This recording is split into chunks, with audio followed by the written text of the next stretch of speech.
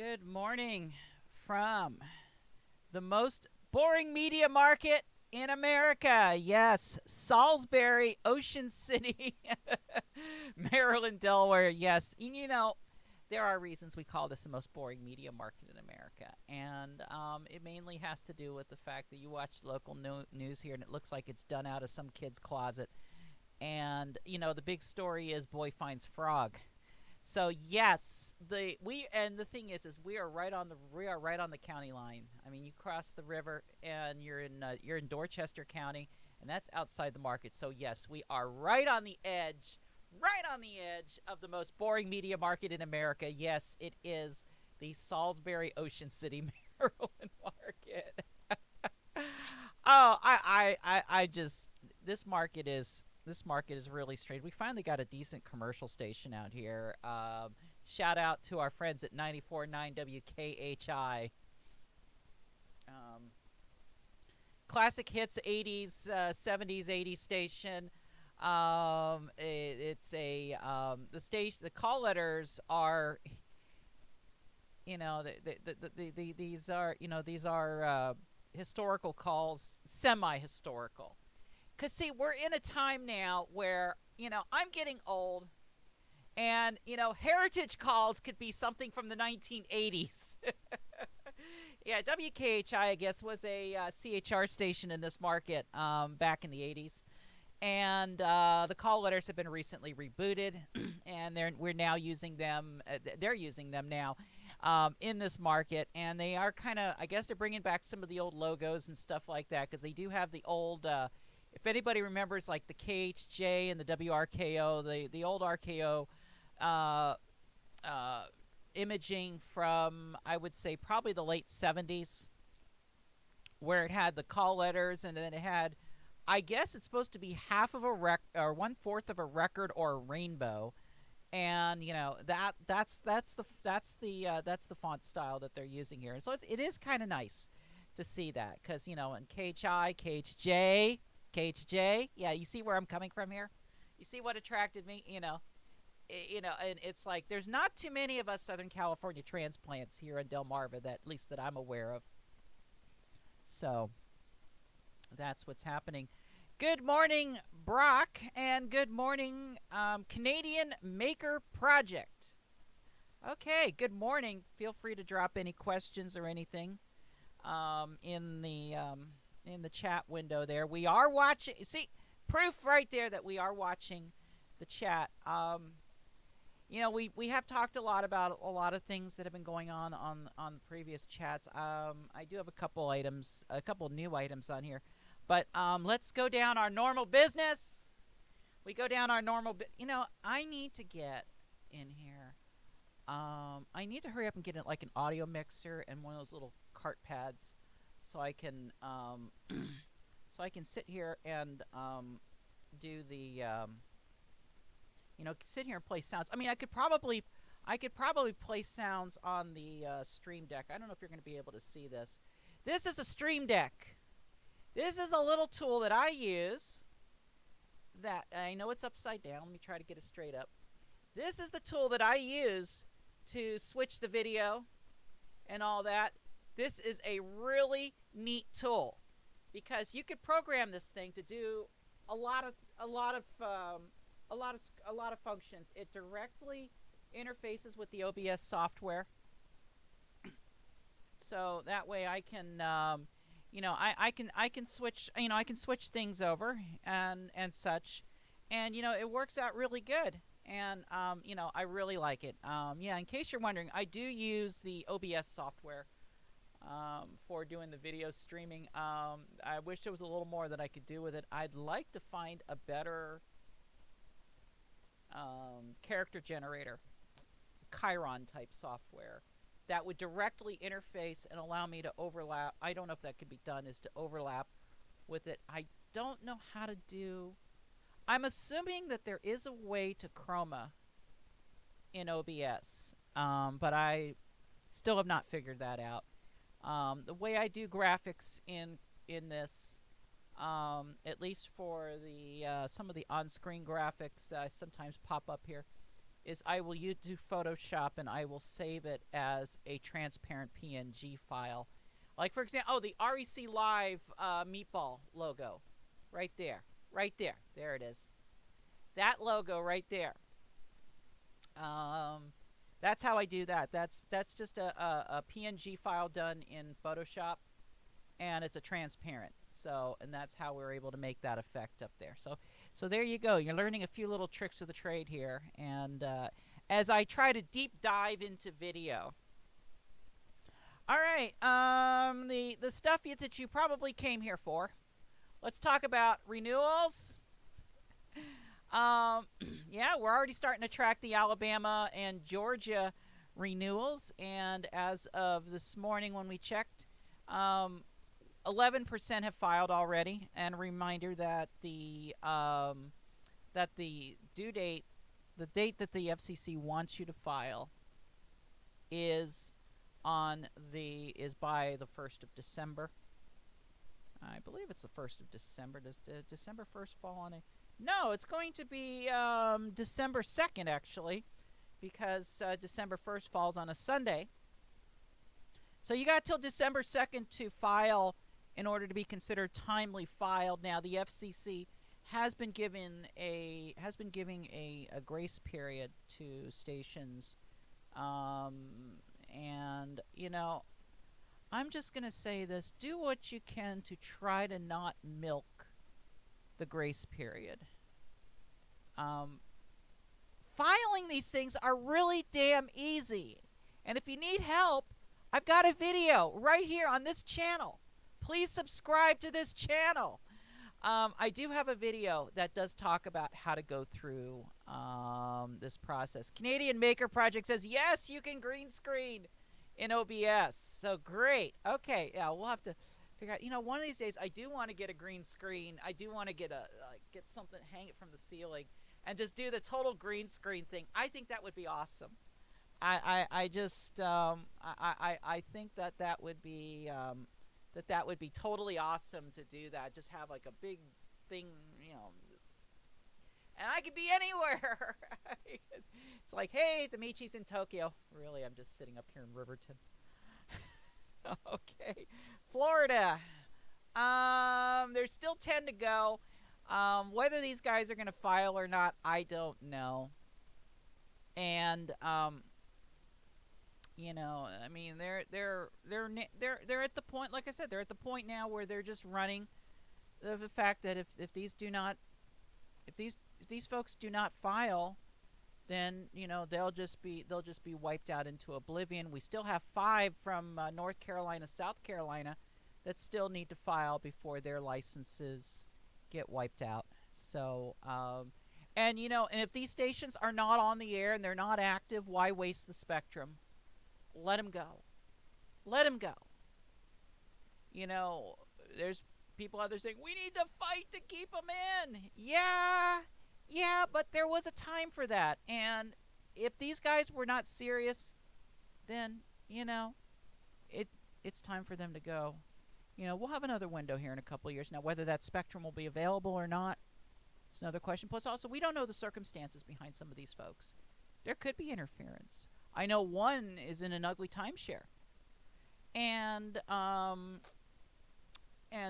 that's those are the things that we've got to take into consideration. There is what do we do? I mean, there's not much we can do, and all we can do is just encourage those that are serious and make sure that they are on the air, and make sure that they do file on time. Now, of course, you can, if you want REC to file. I do charge a $100 fee for that. And remember, the money goes to help keep doing what I'm doing. I don't have a career.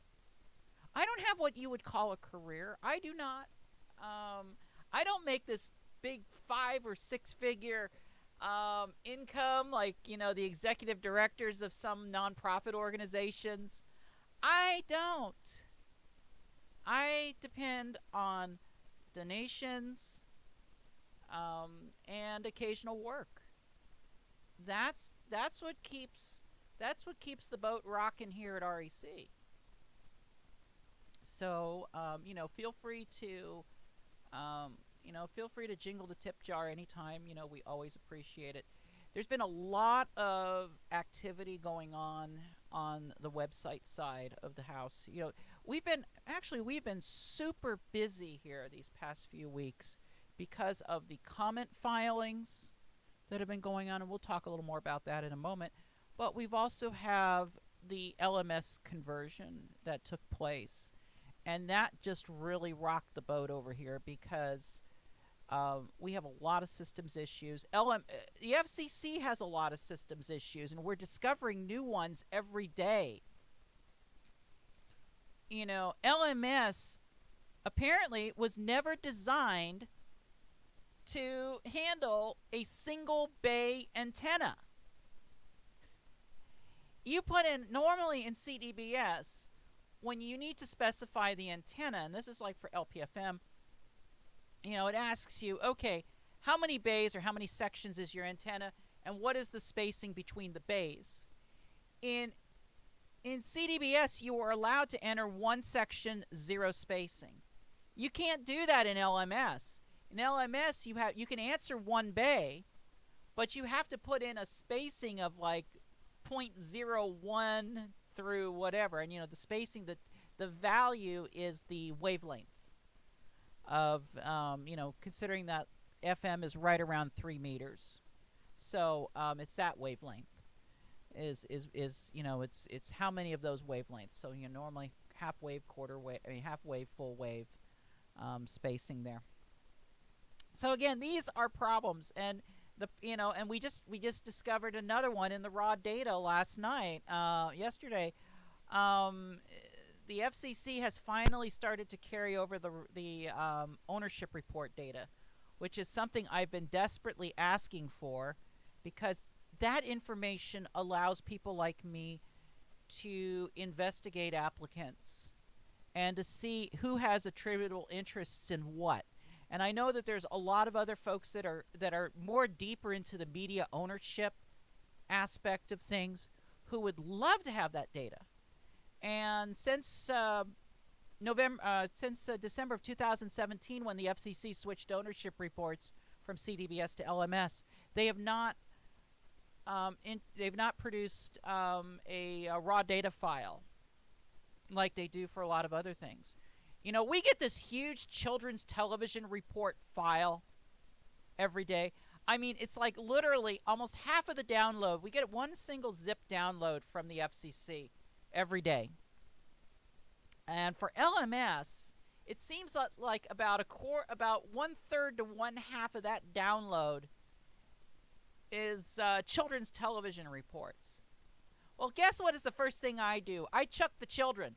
That's the first thing I do, is I scrape that file off the top. The REC data store is not going to store children's television reports. They just take too much space, and honestly, I don't see the relevance. To me, I don't see the relevance of the Children's Television Act. I don't see the relevance of children's television reports. The Children's Television Act destroyed my childhood. Okay? All the great stuff that I used to watch when I was a kid, destroyed because of this organization called the Parents Television Council. And decided, oh, children cannot tell the difference between a commercial and a real show. So, you can't have Bozo the Clown or Wallace and Ladmo hawking products on the show. Children's Television Act got rid of that. And, gave us the stupid EI symbol, which really, when you attach it to a cartoon and such, that really, honestly has no educational value. What the heck? Told you. We go off on tangents here, and sometimes cosines. FCC meeting. Here we go. Now, just a reminder, this has been rescheduled to the 22nd, Friday, day after the symposium. And these are the items that are currently there. Now, of course, items could be removed between now and then. And if you have any pre-meetings that you want to, if you have any discussions that you want to talk about ex parte, today and probably tomorrow will be the best time to do that, because these items will go on the sunshine agenda. And when that happens, you can't talk to anybody. Now remember, if you do, let's say you do contact staff or commissioner or commissioner staff, like for example regarding AM digital, and you want to do it before the NPRM comes out, make sure that you file an ex parte. Make sure you do that, and hopefully the staff member will remind you to do the same. Yeah, REC does have positions on both of these. REC will be commenting on both the all digital and duplication of programming, because I do have positions on both of those. So that's pretty much what's going on there. Symposium is coming up on Thursday the 21st, 1 week from today. This is a current and future trends in the radio and television industry. And the morning will be discussing radio. The afternoon will be discussing television. We'll be on live. Now, just a correction from the slate that's up there. We will be carrying this on YouTube Live, not Facebook Live. And the reason is because I want a good archive of this video. And also, too, we need subscribers. We desperately need subscribers on the YouTube. And please, if you haven't subscribed to this channel, please do so. We normally only stream once a week. And hopefully when I get a chance to, once all this stuff simmers down, we still have a lot of video from over the summer from California. And I would like to share it, but I need time to actually sit down and do it. So, but we'll be on the air during the lunch break with our typical REC Live segment, where we'll talk about, whatever's on your mind. We'll talk about what happened in the morning in the symposium for radio. Now, Ernesto Aguilar, who is the membership director over at the National Federation of Community Broadcasters, did put out a very good article in Radio World asking why wasn't community radio involved in the symposium. And I kind of asked the same question too, but I asked it from a different angle. I was more concerned about the committee on diversity, in communications diversity. I forgot what the name of that group was called. That was a group that I did self-nominate for. And, the fact that they did not pull anybody from an LPFM. Now, I don't know who else I don't know who else was nominated, but there's really no LPFM representation there, and there is no representation of small NCE.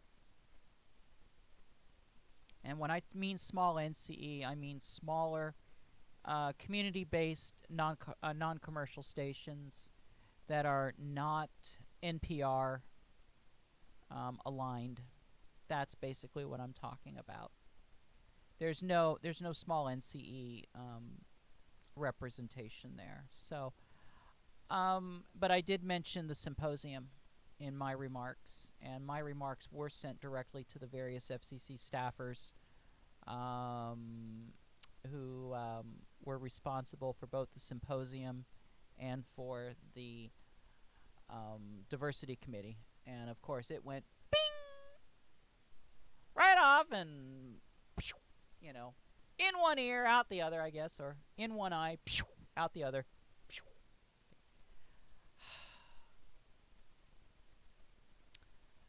I finally got through Orange is the New Black. I was thinking, crazy eyes.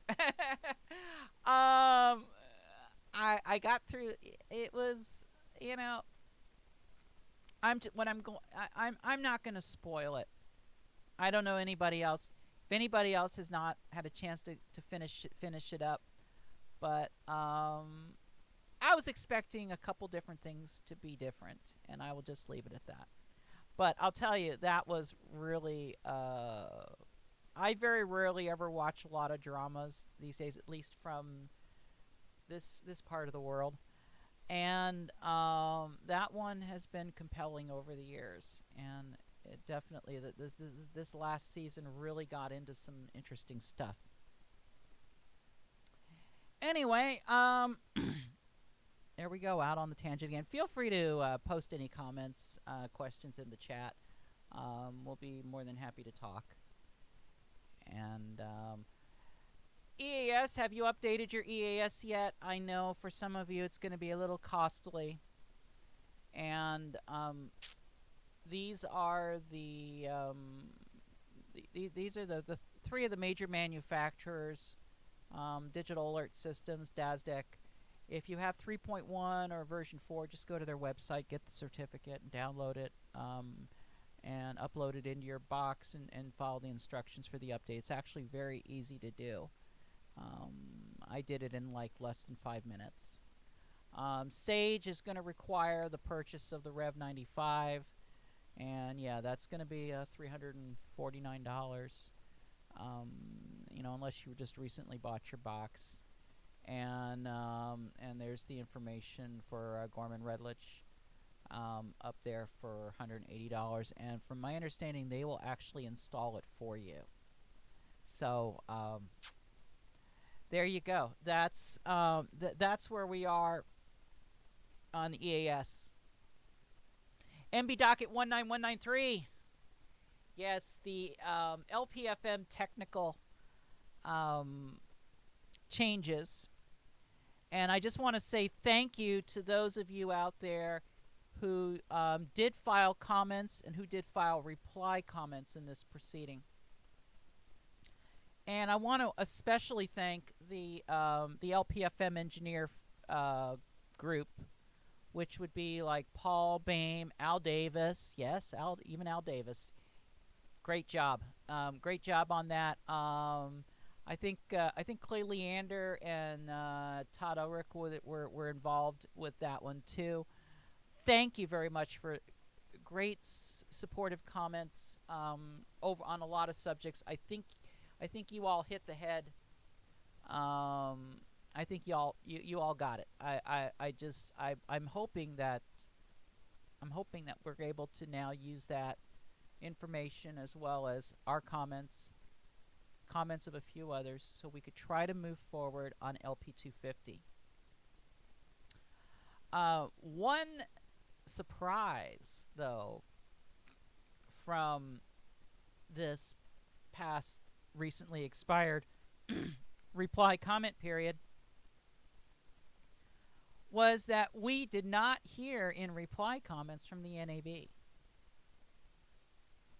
You would think that if anyone, the NAB would have filed reply comments, especially after I ripped them a new one in comments. No, they didn't. They tucked their tail. Especially when they tried to rehash a 2012 argument that the FCC had already debunked because they ran out of other reasons why LPFM stations should not be allowed to go to 250 watts.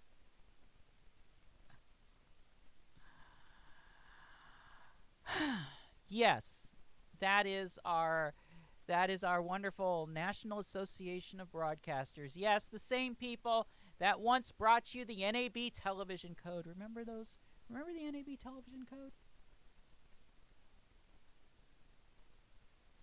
Horrible thing. Horrible.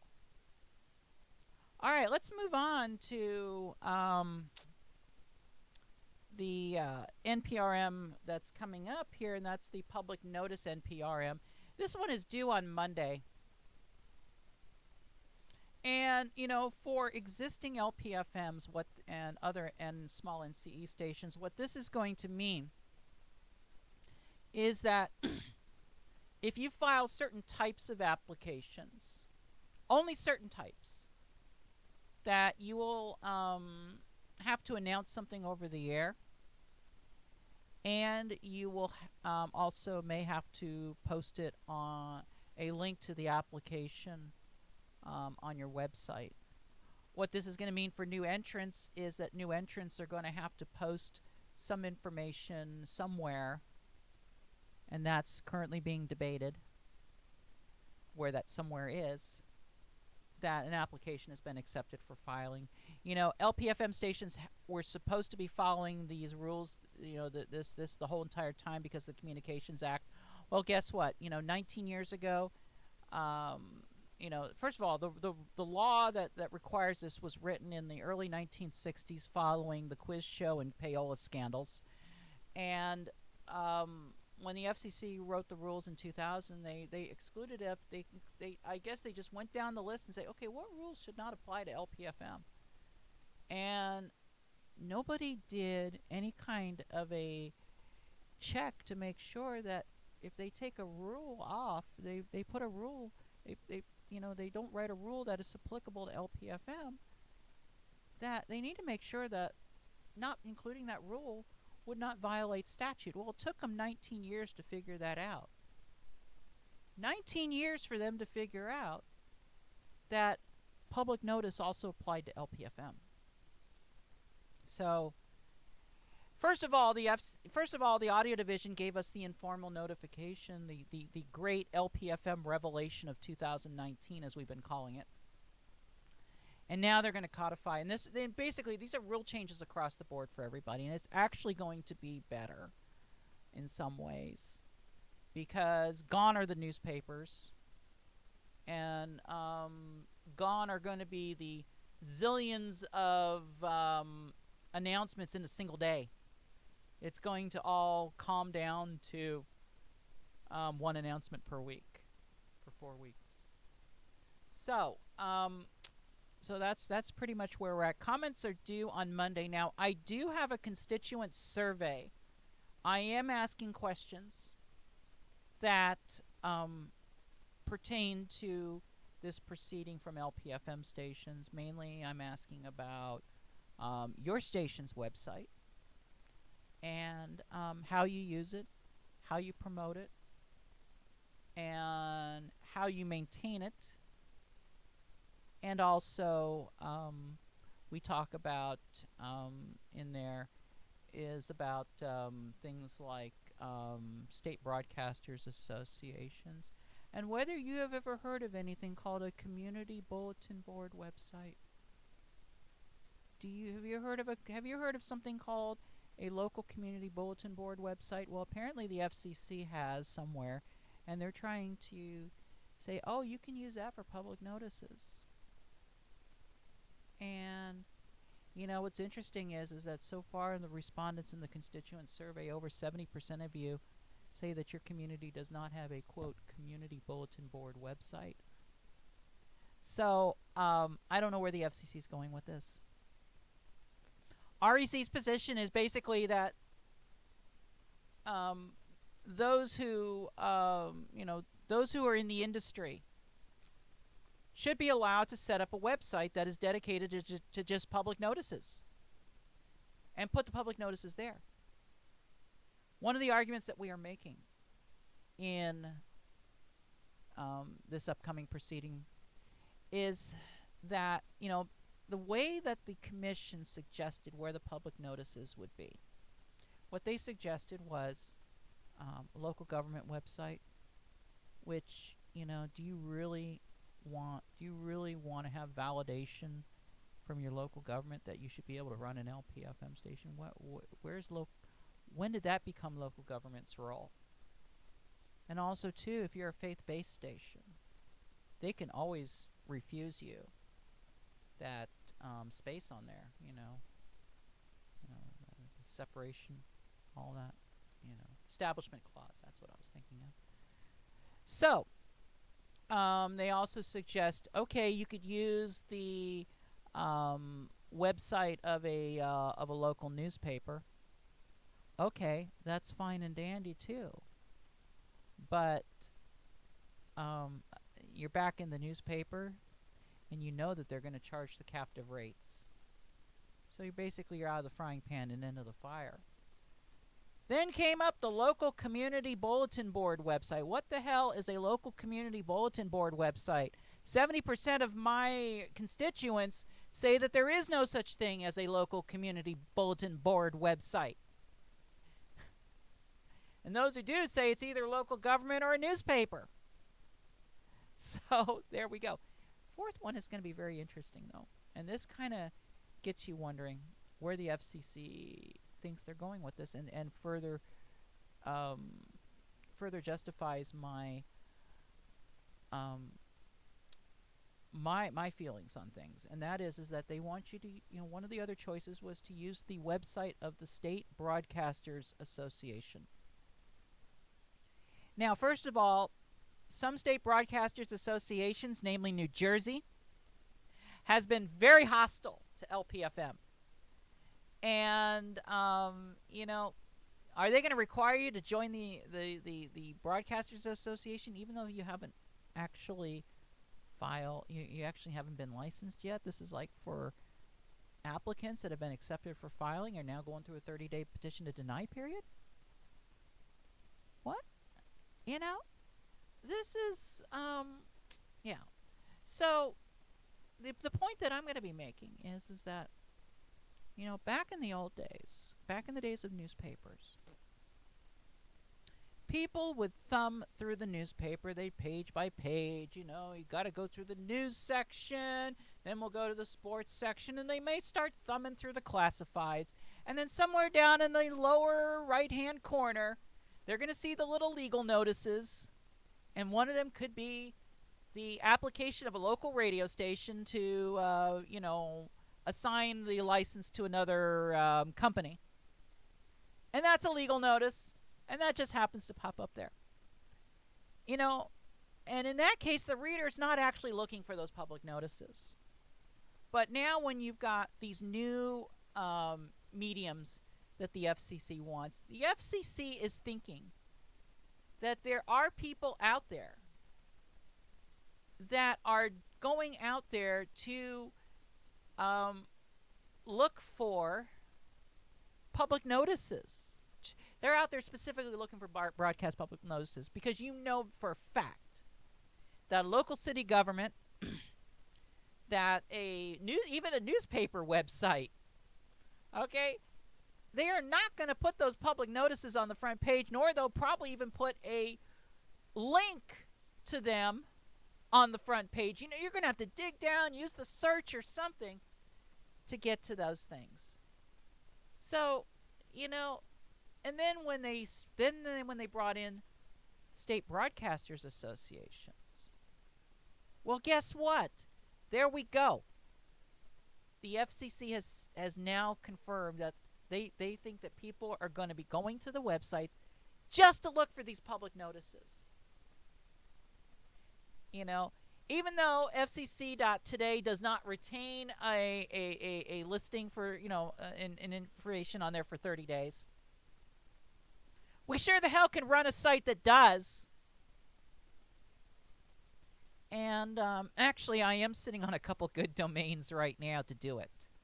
I'll be honest with you, there is something in it for me. There is something in it for REC. And so, yeah, we are pushing. What we're pushing for is very simple. Is for a broadcast public notice website where a station could pay a small fee. And in comments, we said we're not going to charge any more than $50 to LPFMs. We have not committed to any rates for full service stations or translators or anything like that. But we did commit to $50, at least for the next filing window, for LPFMs.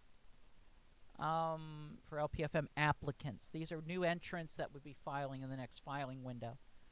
And we said, why not just have a website up? And we're already interconnected with LMS.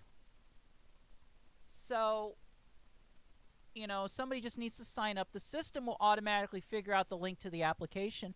If the applicant amends their application, we'll automatically update it. We've got that capability. Come on, it's REC. We've done a lot with this data. We have done a lot with this data. And it's only getting better.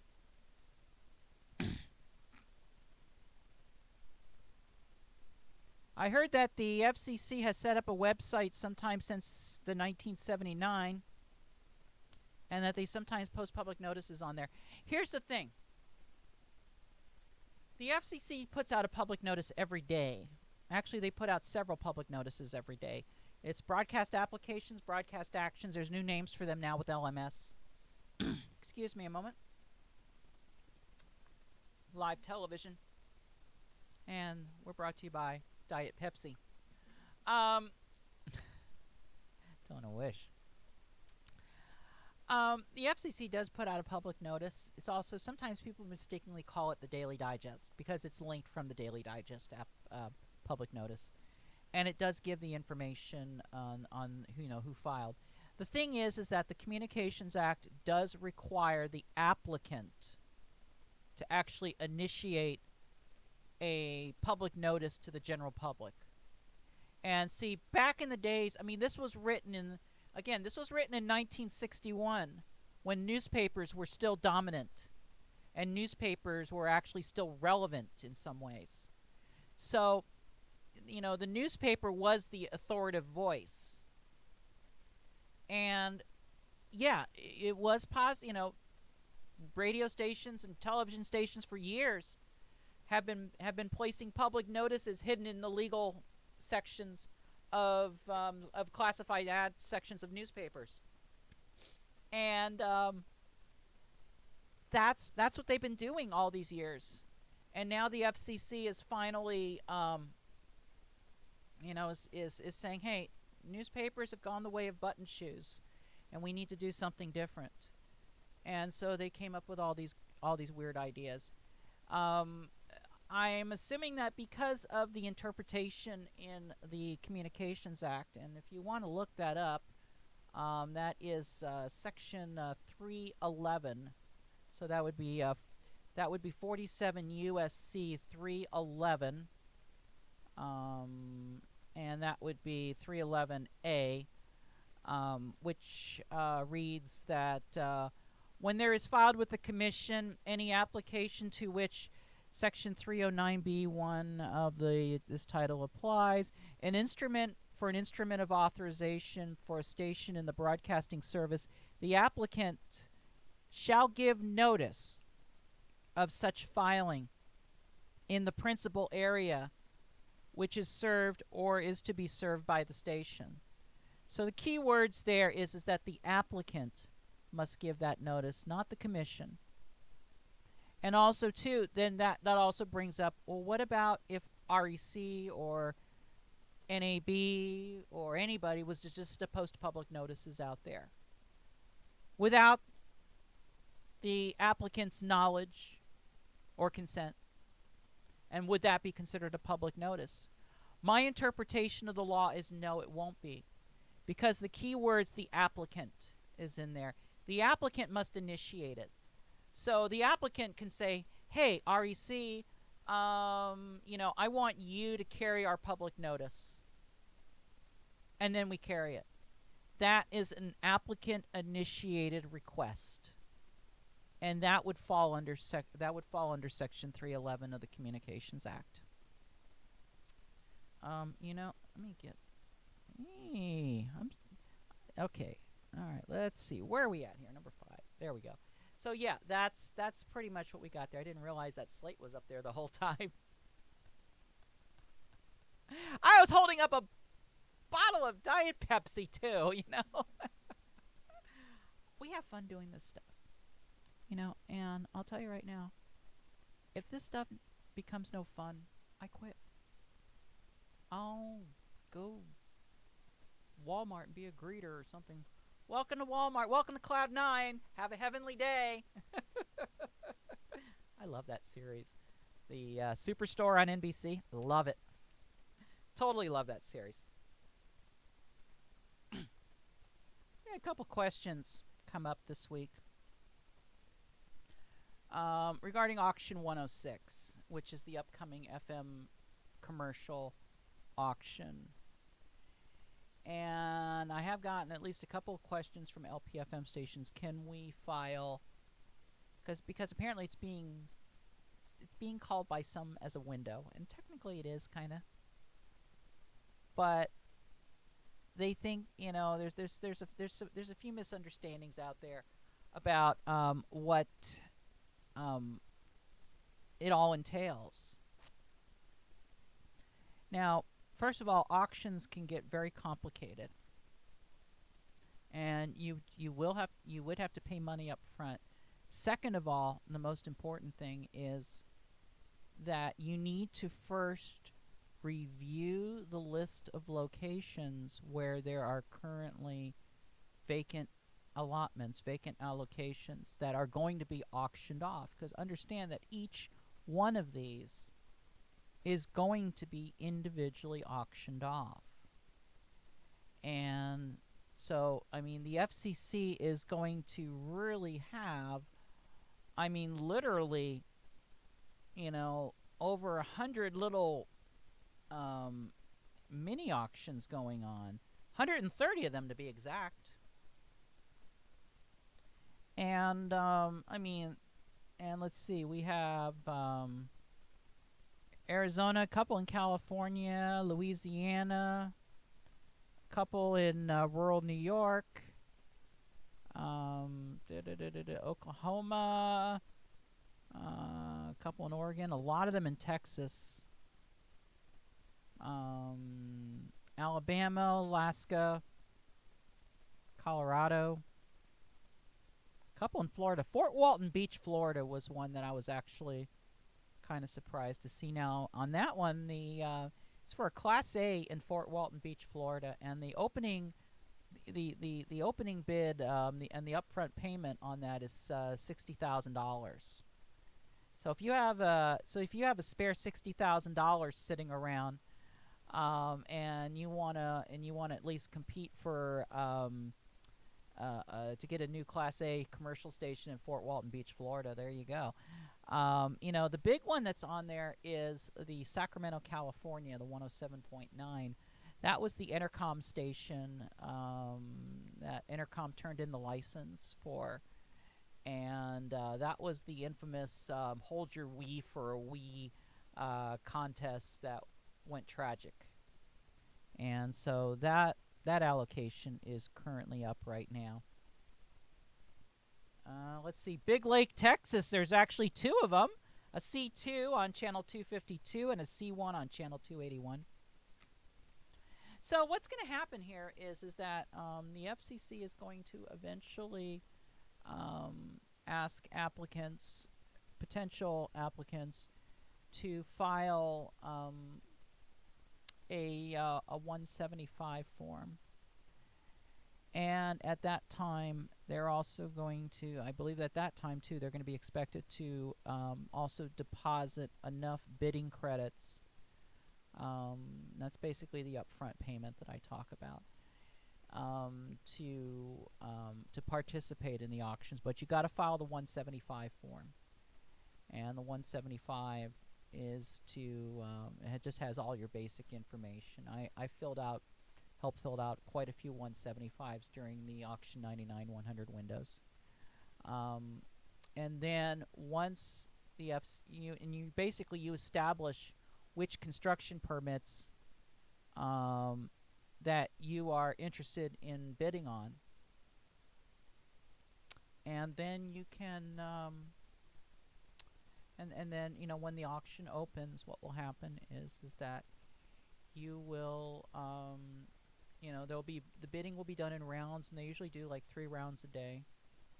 There is a whole process that you go through. I don't know if they still send the little secure ID tokens out on the auctions, but they used to do that, where you would go into the system, and to make sure that it's a secure bid, they had this little device that they would send you that constantly had like a 6-digit code that keeps changing, and you have to put in the current 6-digit code. And I've used those. When I worked for Quest, we had one of those, so we could get into our company systems. It was the way of getting in, is that not only did you have to put in your username and password, but you also had to authenticate using a secure ID token. I'm not sure if they still do the secure ID tokens for these or not, but they try to do these auctions in a very secure manner, because I mean there's a lot riding on the line. There are rules regarding collusion. You can't discuss you can't discuss your bidding plans with other bidders. You can't collude to try to jack up the price or anything like that. You can't do any kind of shill bidding or any of the kind of stuff you know that people have gotten away with on eBay. You can't do that on this. And then eventually the FCC will announce the winners of the auctions. And then the winners are, of course, expected to pay off the balance. Once the balance is paid, then, you know, then the applicant will be expected to file a long form application. And in the long form, you know, you put you put the exact technical facilities in there. And remember, this is commercial rules. And so that means you've got to make sure that you pick a site that can place a community coverage contour 70 dB over the community of license. And also, too, you got tons of filing fees. Tons of filing fees for stations. So, you know, it's not just as easy as just saying, hey, I want to take my LPFM station and make it a commercial station or make it more power by going through the auction. That is not going to work. Also, too, if you let's say you are in one of those communities where you could get an auction, you know, you could get an auctioned allotment. You know, you will have to disclose that you've got an LPFM station. The licensing, you know, the construction permit would probably be conditional on the fact that before programming testing would be allowed on the commercial station, that you would have to divest of your LPFM station either through turning in the license or assigning it to another organization. So the auctions are very, very complex. Where I get involved in the auctions, I've had people ask me to do their bidding for them. I will not do that. I cannot be held with that kind of responsibility and liability. Also, too, my day is so messed up that I don't have time to just sit there and do bidding rounds. I cannot be responsible for your money like that. Where I can kick in is once you win the auction and you need long form filed, we can do the long form filings and move from there. And that's where REC will kick in.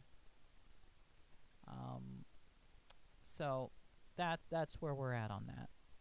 And again, we'll be more than happy to help with the long forms. But I can tell you right now that this auction process is not for the weak at heart. It really isn't. We're hoping that I'm hoping as soon as late next year, or in 2011, early 2011, that the FCC will have reached a report and order on MB docket 19-3, and that we will have a filing window for new full-service NCE stations. And this would be below 92, minimum of LPFM facilities, minimum of 100 watts at 30 meters. But of course you can go higher. It's contour overlap. Now remember that unlike translators, you have to protect both ways, and you also have to protect second and third adjacent channel. REC is asking for an exemption to the second and third adjacent channel for a select situations. So that's what we're looking at right now. Also too, it's considered a full service station. So with full service, you do have a lot of the liabilities and requirements, including the requirement having to file ownership reports, including the requirement, also too, the music licensing fees. Your BMI ASCAP fees are higher for an NCE station,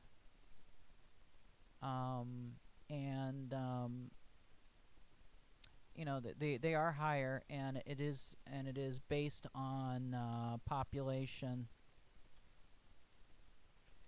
It is based on the population.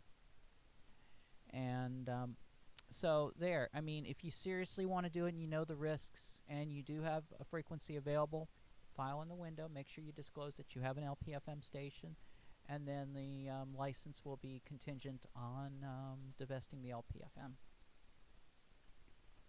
So that's where we're at with that. Lastly, today, I guess, unless anybody has any questions.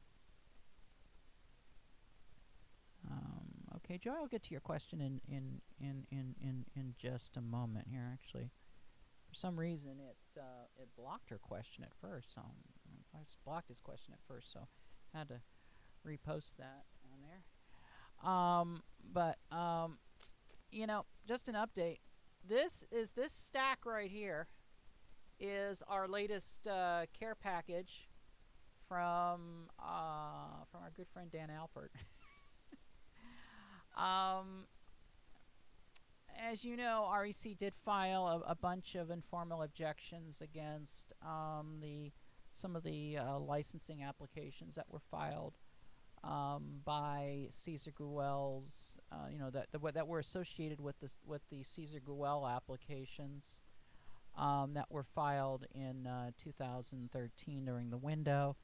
And we've been chasing these applications. We've been finding out that on some of them that the applicant hadn't actually built the facility, and they're filing for a license to cover. Dan did the other day voluntarily dismiss 4 of the license applications that we filed IOs against, including Lawton, Oklahoma. In that case, we actually had a member of the REC Spectrum Scouts. Yes, there is an REC Spectrum Scouts that you are more than welcome to join at any time. And basically, bottom line is that we get tips, and sometimes those tips also include photographs, audio evidence, and other things, and then we can use that and especially in the case of the in the case of these Dan Alpert ones. In this case, we showed that there was never there's no facility, that there is no facility that was ever built. And we showed with pictures and such. This was in Lawton, Oklahoma, and we showed there was never a facility there, and that was one that Dan dropped. North Nashville, Tennessee Community Radio. We were not, we did file on that one, and we did have a Spectrum Scout go out there. They weren't able to find the actual antenna because of the fact that the location was deep inside of private property. And what did I say? What were we talking about? That was no, I'm thinking of a different one. That was Tampa. Tampa's still out there. Tampa's still active. I think we got Tampa in the stack here. But in Tampa, they claim that the station is on the air. Again, I still have to review these.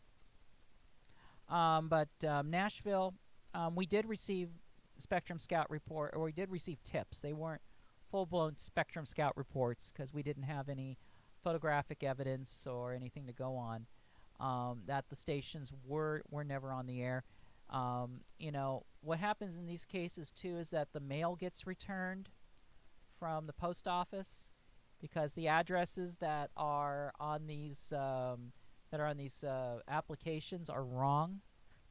So mail gets returned. This is the kind of stuff that was going on.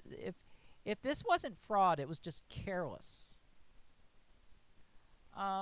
Let's see. Bellevue, Nebraska. This is the one where the LPFM application was moved at the last moment to this area just south of Council Bluffs, Iowa, right on the Missouri River. I mean, really close to the Missouri River. And in this case, the station was in a floodplain on the wrong side of a levee. And it was also on state parkland. How anybody would be able to get a station approved there, and then second of all, there was no environmental assessment done. So, we didn't need a Spectrum Scout for that one. Although there were people that did offer to go try to find the station. We didn't need that, actually. All we had to say was, look at the location. Look where it's at. It's on state park property. Like within feet, within 50 or 150 feet or so of the Missouri River, on the wrong side of a levee.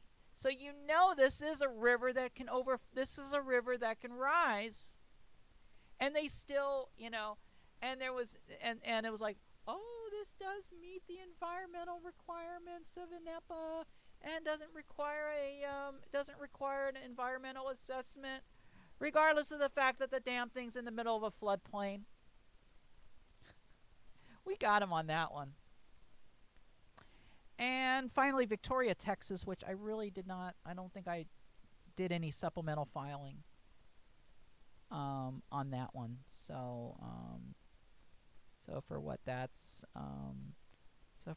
is worth.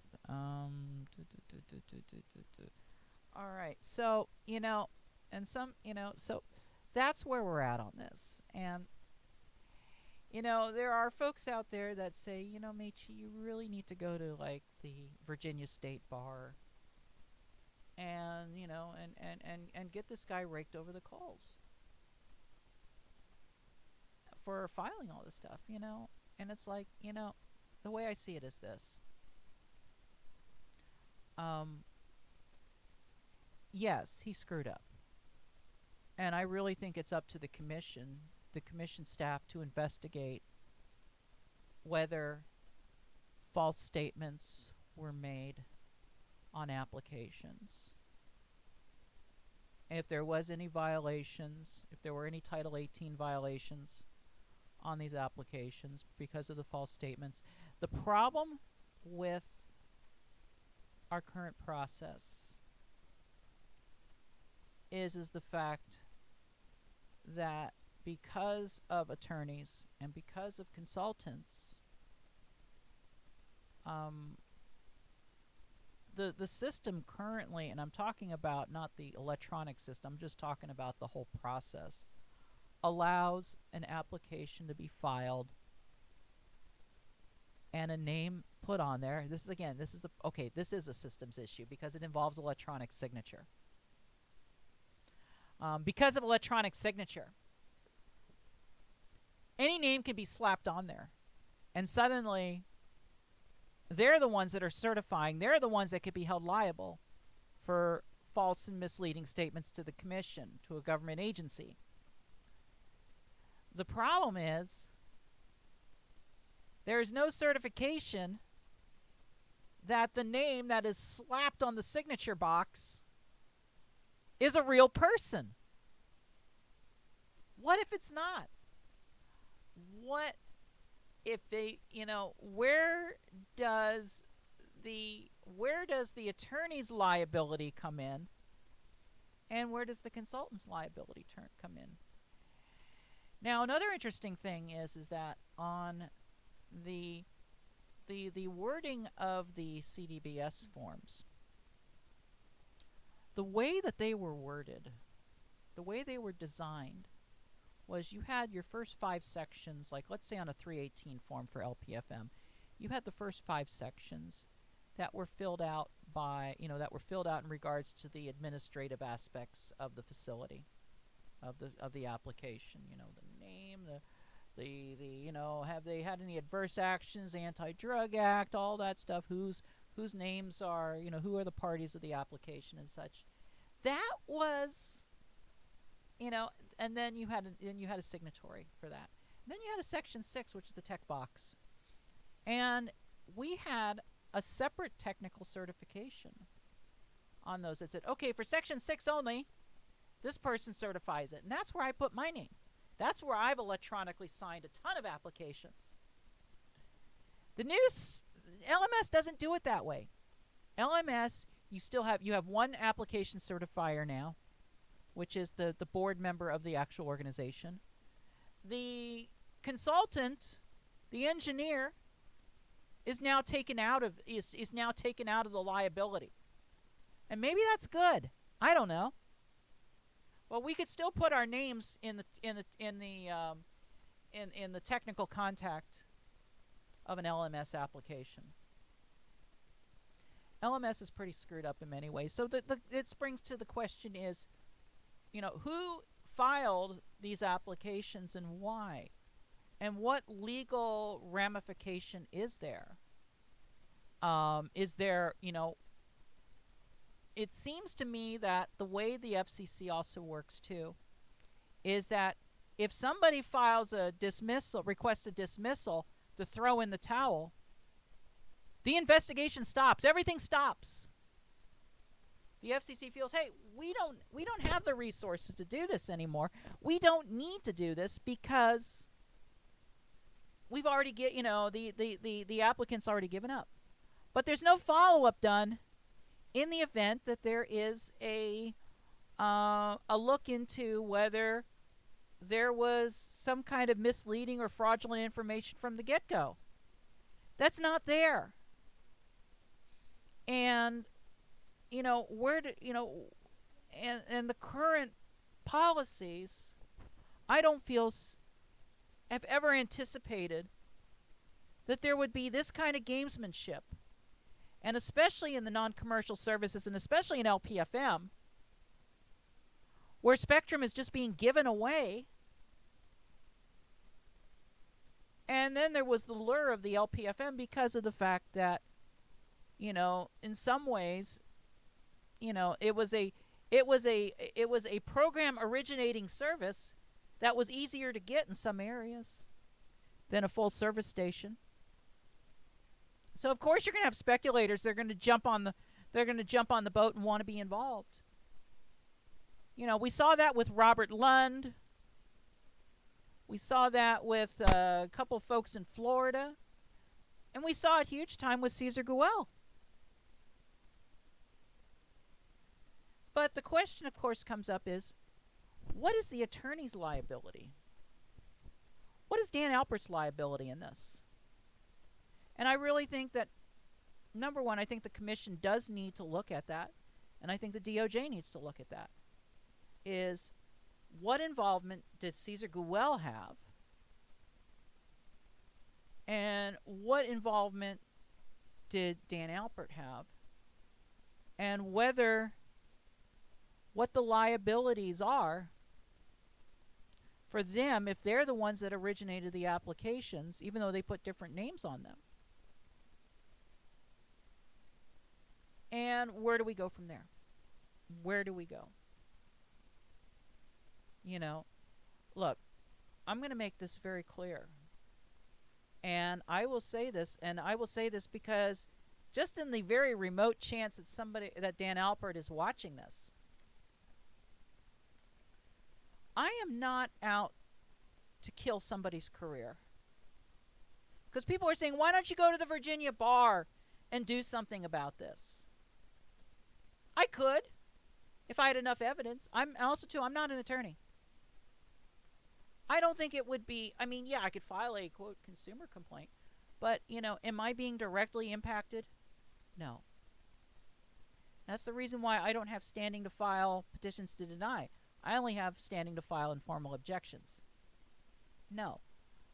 I do, we as an LPFM community, yes, we are impacted because we're tolerating this amount of, of gamesmanship going on. But I'm not going to be the one that's going to be contacting the Virginia bar on this. I'm not going to go kill a career. If Dan Alpert wants to stay in doing, being an attorney, that's great. Just stay off of our turf. Okay? I will say it outright. You know, Dan has actually done a couple of good applications. I know he has screwed a lot of people along the way. I've heard so many Dan Alpert stories since we did what we did in 2013. But, if you've got an issue with Dan Alpert, you know, and it directly impacts you, then you need to follow the appropriate recourses. You need to do that. And there's been a lot of issues with the low power TV and such. But I'm not going to go out and kill somebody's career, because I wouldn't want somebody doing that to me. And yes, I know that he's done some weird crap over the years. And again, like I said, if you are directly impacted by it, then by all means you have more standing than I do. But I would like the whole entire Cesar Guel situation at least investigated by the commission, and also by the OIG, the Office of the Inspector General of the FCC,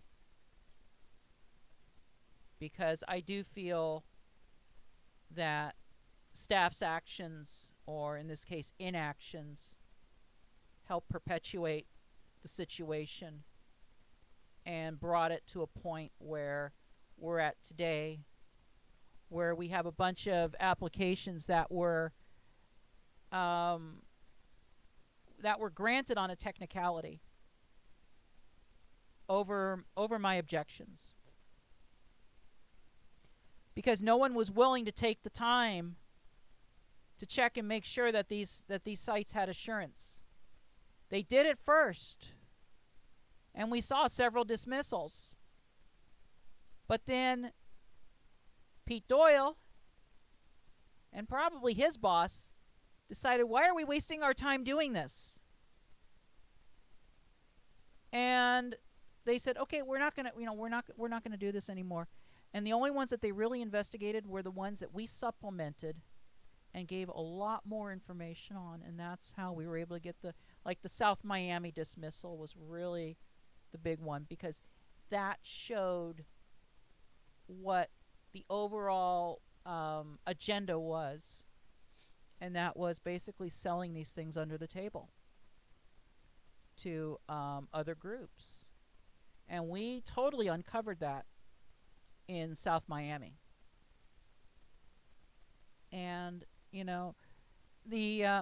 in 19.3, though, the FCC is addressing this. Just to be fair, the FCC is addressing this to a point.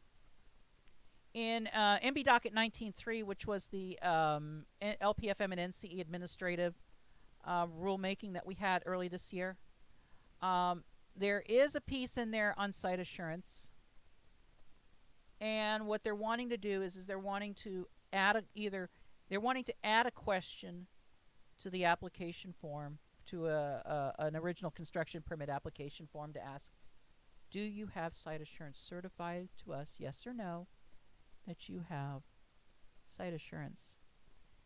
The problem with certification questions is they have no teeth to them.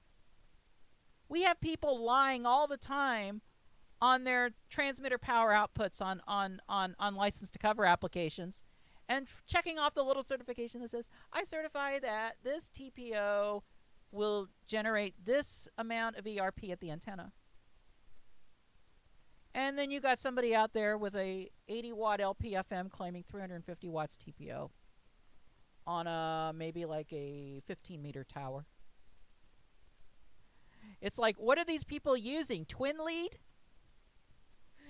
Okay, that was a part of the objections that were filed in the KZUT case, where I had authored comments on that one, and in one place, they they had a very low ERP up there. It was like 2 watts on the mountain there. And they were requesting something like a 39 watt TPO. And I said, you know, if this was like this certain type of cable, you would have to run at least 1.5 miles of this cable in order to attenuate down to 3 watts from 39 watts TPO. I'll tell you, I don't know where these people come from. I don't know. Dwayne, thank you very much. We're doing everything we can for LPFM and small non-commercial radio, and you know, and those who just have been left out. Way too many people and way too many organizations that have been left out of the radio equation. We need to fix that. Hopefully RM 11846, which is the what we call the reverse Raleigh waiver rulemaking request, where we're asking for, in certain situations, a waiver of second and third adjacent on full service NCE stations, small NCE stations, will be taken into consideration, or at least if somebody files a waiver request based on that in the windows, that they will be seriously entertained. All right, Joy is asking about a station W264 Bravo Golf. W264BG in Islip. Now, when I pull that up, that call sign is incorrect because it's pointing me to a W296 Charlie Zulu in Portland, Maine, and that's a little too far from Islip, New York. Oh, Channel 6 status. All right, we'll talk about where we're at on that in just a moment. But all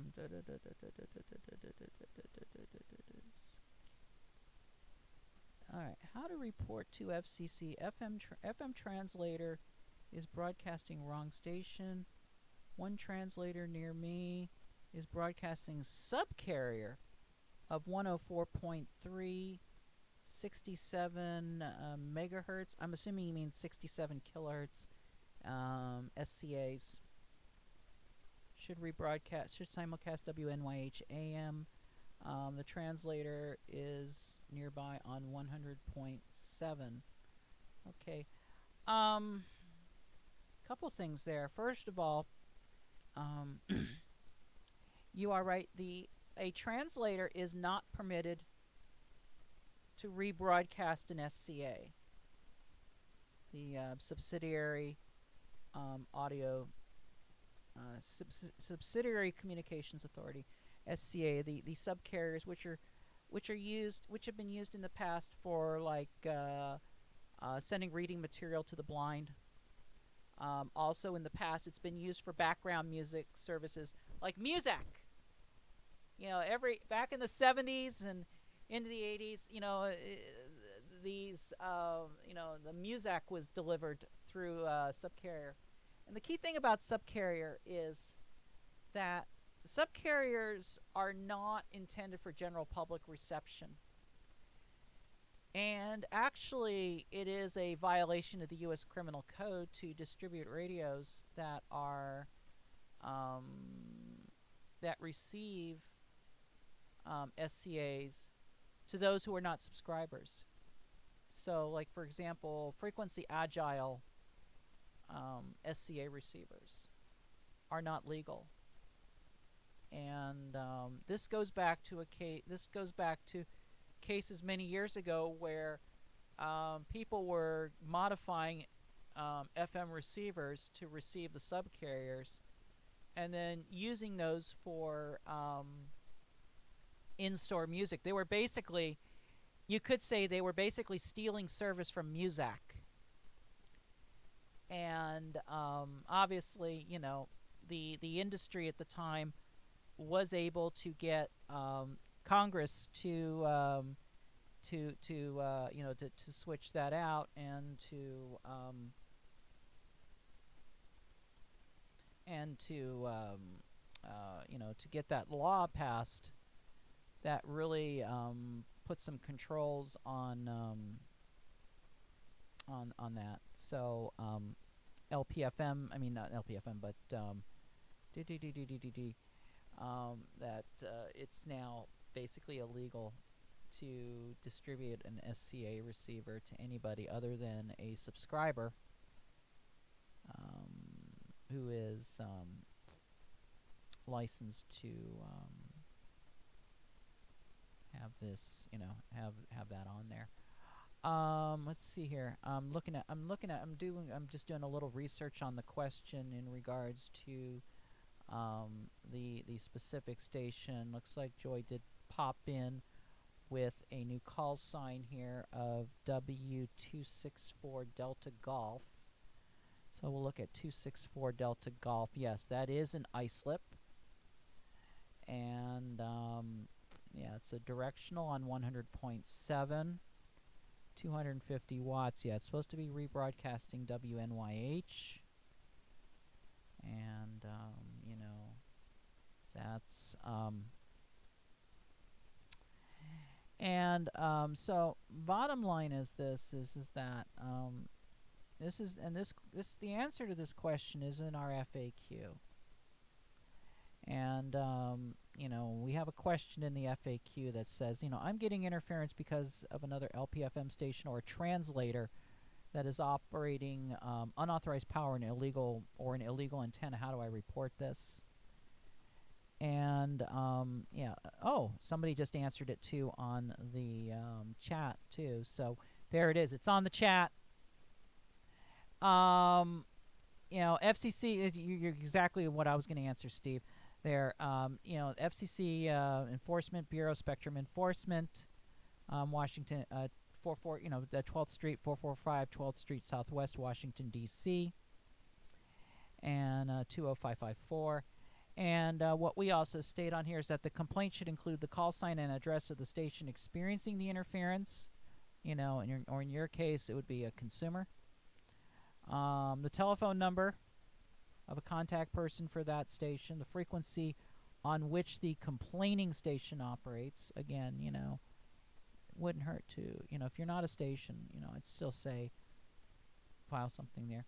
Also, a detailed description of the nature of the interference, including the duration and frequency of the occurrence of interference, the call sign and address of the station believed to be the source of interference, the frequency on which the alleged interfering station operates, the provision of the Communications Act, rule, order, or station authorization believed to have been violated by the alleged source of the interference, any documentation supporting the alleged existence and cause of the interference. Once the complaint is filed, the FCC will not discuss the status of an enforcement action, even with the impacted broadcaster, whoever made the complaint. You will find out if a notice of violation is issued after an inspection, or if or if it even goes to like an NAL. But chances are, it might trigger an inspection.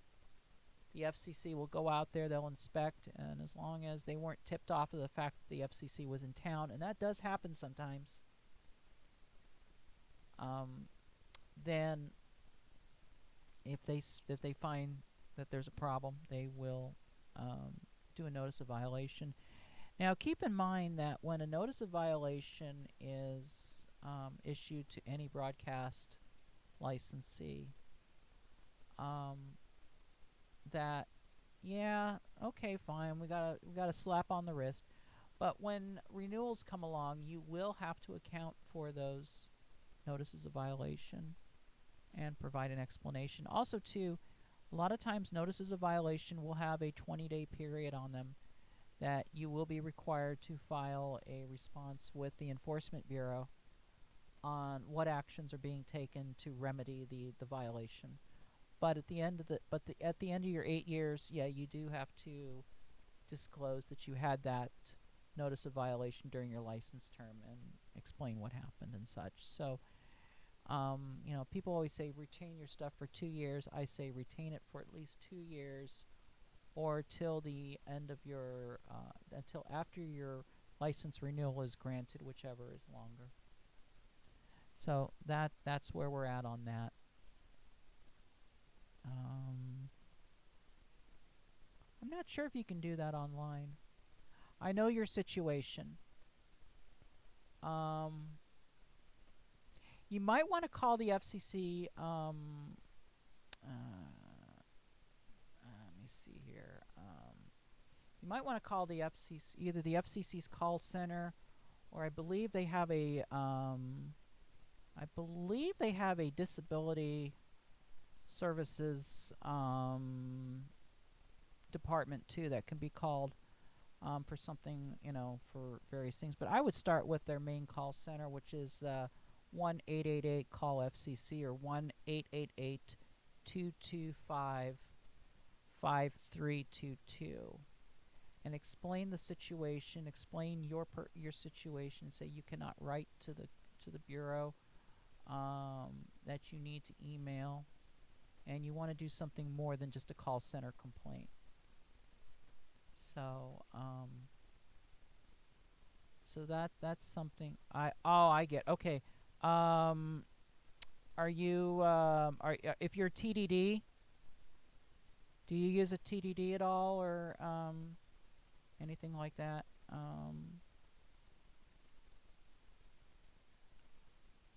I know your situation, but I don't know if you have a okay, let me see here.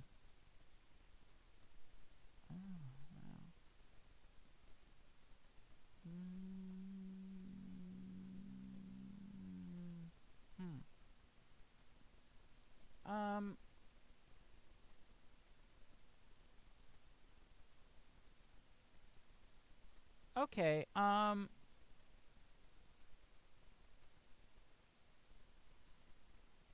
Okay. All right. Let's do this. Gotcha. Okay. All one word. Consumer complaints. CONSUMER Consumer complaints.fcc.gov. consumercomplaints.fcc.gov. On the website, there is a link for radio. It's got a little microphone icon, and there is a place to enter in the information. There is a pull down bar for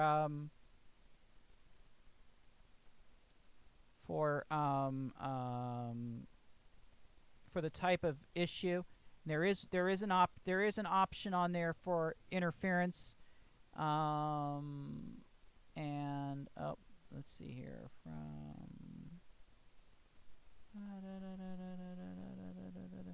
and then I would select for the sub issue. I would select other, or you can there's actually an option for pirate unauthorized operation. That that you could possibly use, because if they are not if they're not using the antenna or the power that is on their license document, they are engaging in an unauthorized operation. That is a Section 301 violation, 301 of the Communications Act. Actually, here, let me, oh, yeah, I should have done this before. I could copy this into the, actually, let me see if it'll let me do this. Let's see. Radio. Okay, see what it's doing is it's creating a new ticket number. So, here, we'll do this. Give me a second here. All right, there it is. It's in the chat. So that's where we're at there. Okay, good questions starting to pop in here. Thank you for the questions here coming in. Let's talk about where are we at on Channel 6? Well, the FC's the comment period just closed on reply comment period on 19193. Now, obviously, the the industry, the so-called Franken FM industry, or what we call FM6 here, the FM6 industry did file reply comments in MB docket 19193. They did get on me a little bit because, I wanted to basically get rid of. I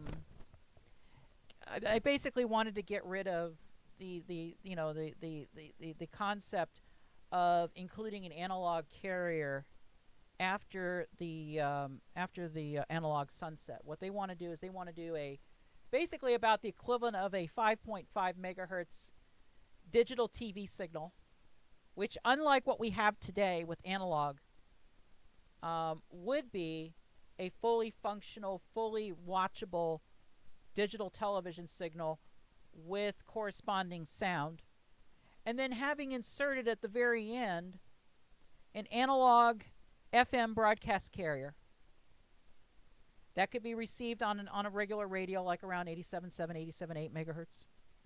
That's what they want to do. And I got some problems with this because, first of all, number one, they are not a radio station. They are not subject to the radio rules. They're actually a secondary service. Also, there currently are no service rules for these facilities for LPTV in regards to height above average terrain. There's only a maximum power level, 3,000 or 3 kilowatts. Right now, there is a LPTV station on Channel 6 on Mount Wilson in Southern California that has just been, I believe it's just been granted, either that or it's being held up. 3 kilowatts on Mount Wilson, which for television is actually fairly good. I mean, it will do something. But the problem is this. Is if they are allowed to do this concept of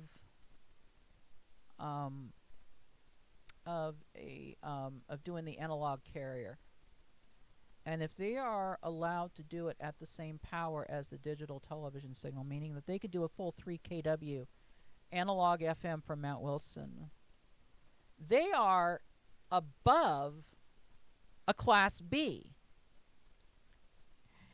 Now, of course, Southern California has a lot of grandparented Class B stations that are operating well beyond what a Class B station should be.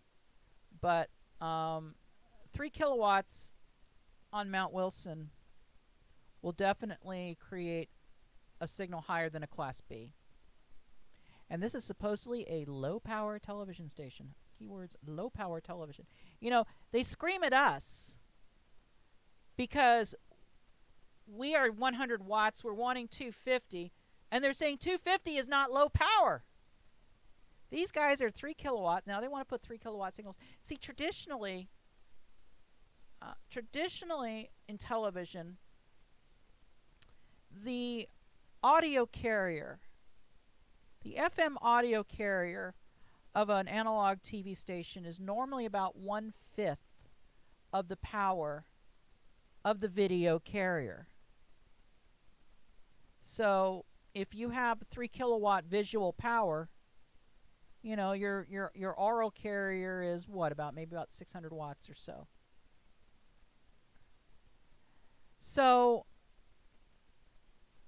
that is an issue. And my understanding is that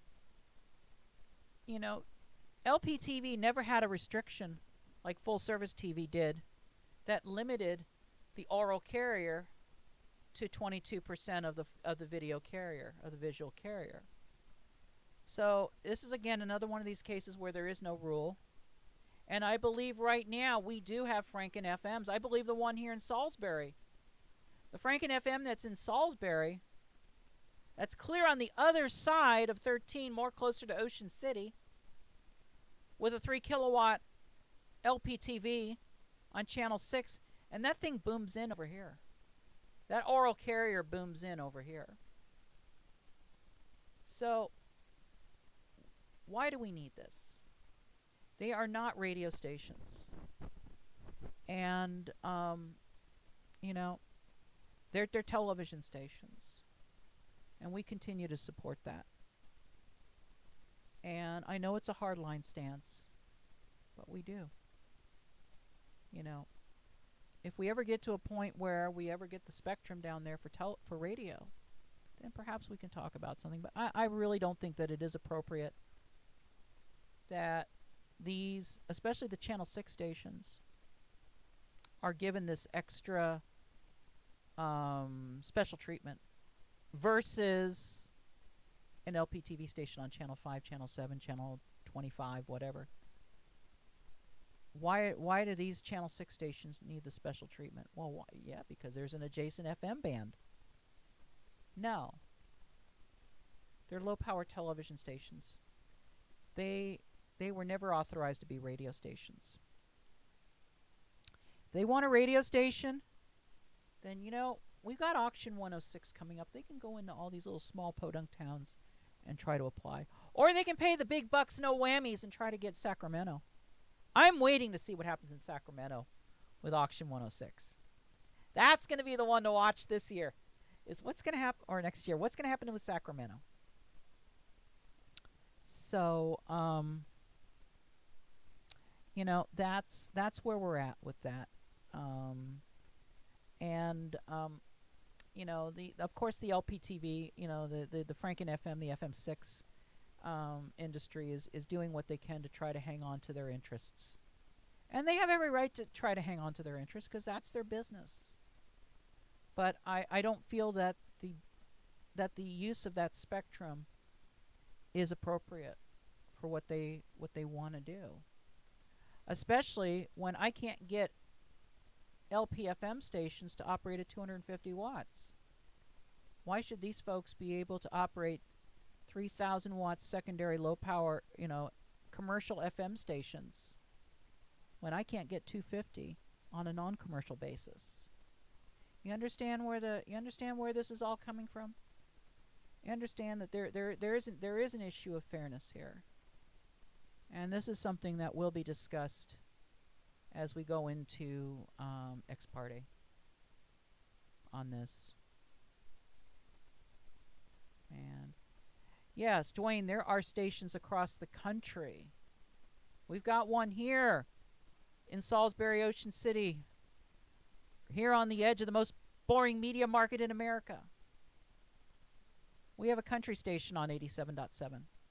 It's actually a simulcast of a same station down further south of here. This is the one thing about the Delmarva Peninsula. We don't have these things called mountains.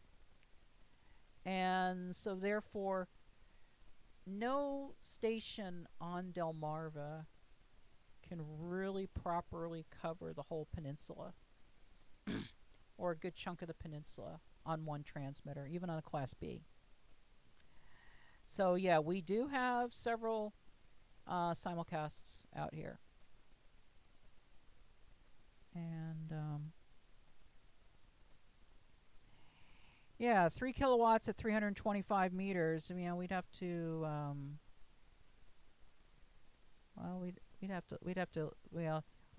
to convert that and see what that comes out to service contour wise, considering what LP a Class B is 50 at 150, I believe, is what that's at. That's what it's supposed to be at. So I think that 3 kilowatts at 325 would probably be just within a Class B, but still, why should a low power secondary station be allowed to operate 3 kilowatts when we're still stuck at 100? Understand my position. And we'll see what we got going on there. Let's see here. Any other interesting questions? Joe does bring up that scam, that the SCA radios are Also on sale on Amazon and eBay and such. Yeah, so are uncertified FM transmitters.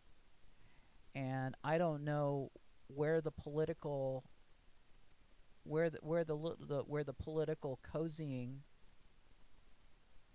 is going on here. But you know, the FCC was very quick to go after Ramsey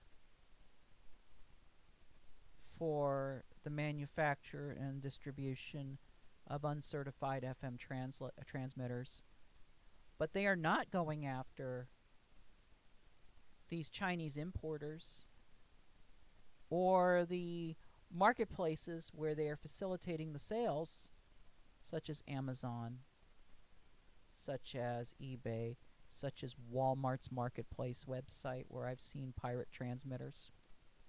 The FCC is not doing anything. Why? You know, I'm going to be blunt. Who's kissing Ajit Pai's ass? I still say it's political.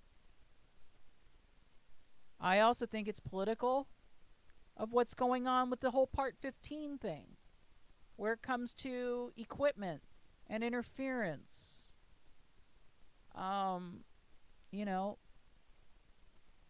You know, here's the thing. If Chairman Pai was really seriously concerned with wanting to revitalize AM, there needs to be some serious changes and or enforcement to our Part 15 non-intentional radiators rules.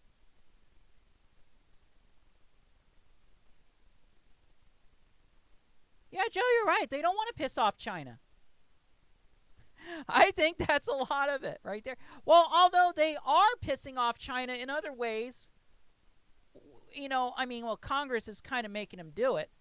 And with the issues with the which I believe is on this isn't that on this upcoming open meeting here? Let's see.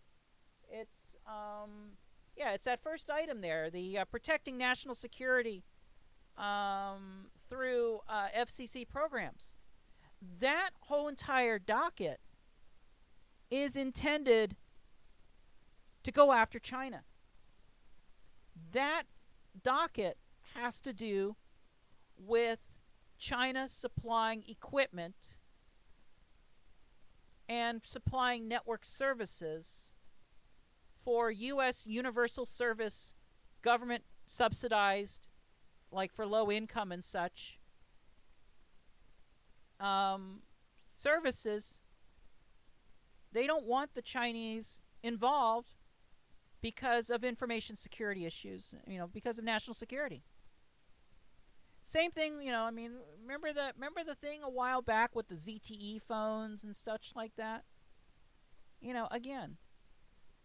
So, in this case, I don't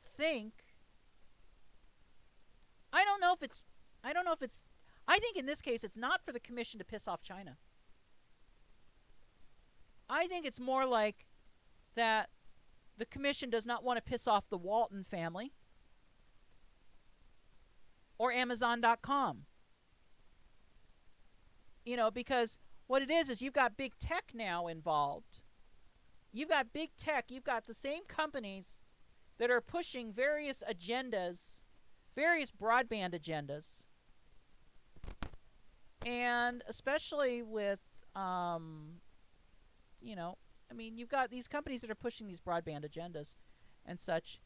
And they, we have, obviously the FCC wants to, I guess, be nice. I guess they're trying to get, I think what it is, in some ways, think about it this way, especially in the case of Amazon, because Amazon does run a over-the-top, they do run like their Prime video service.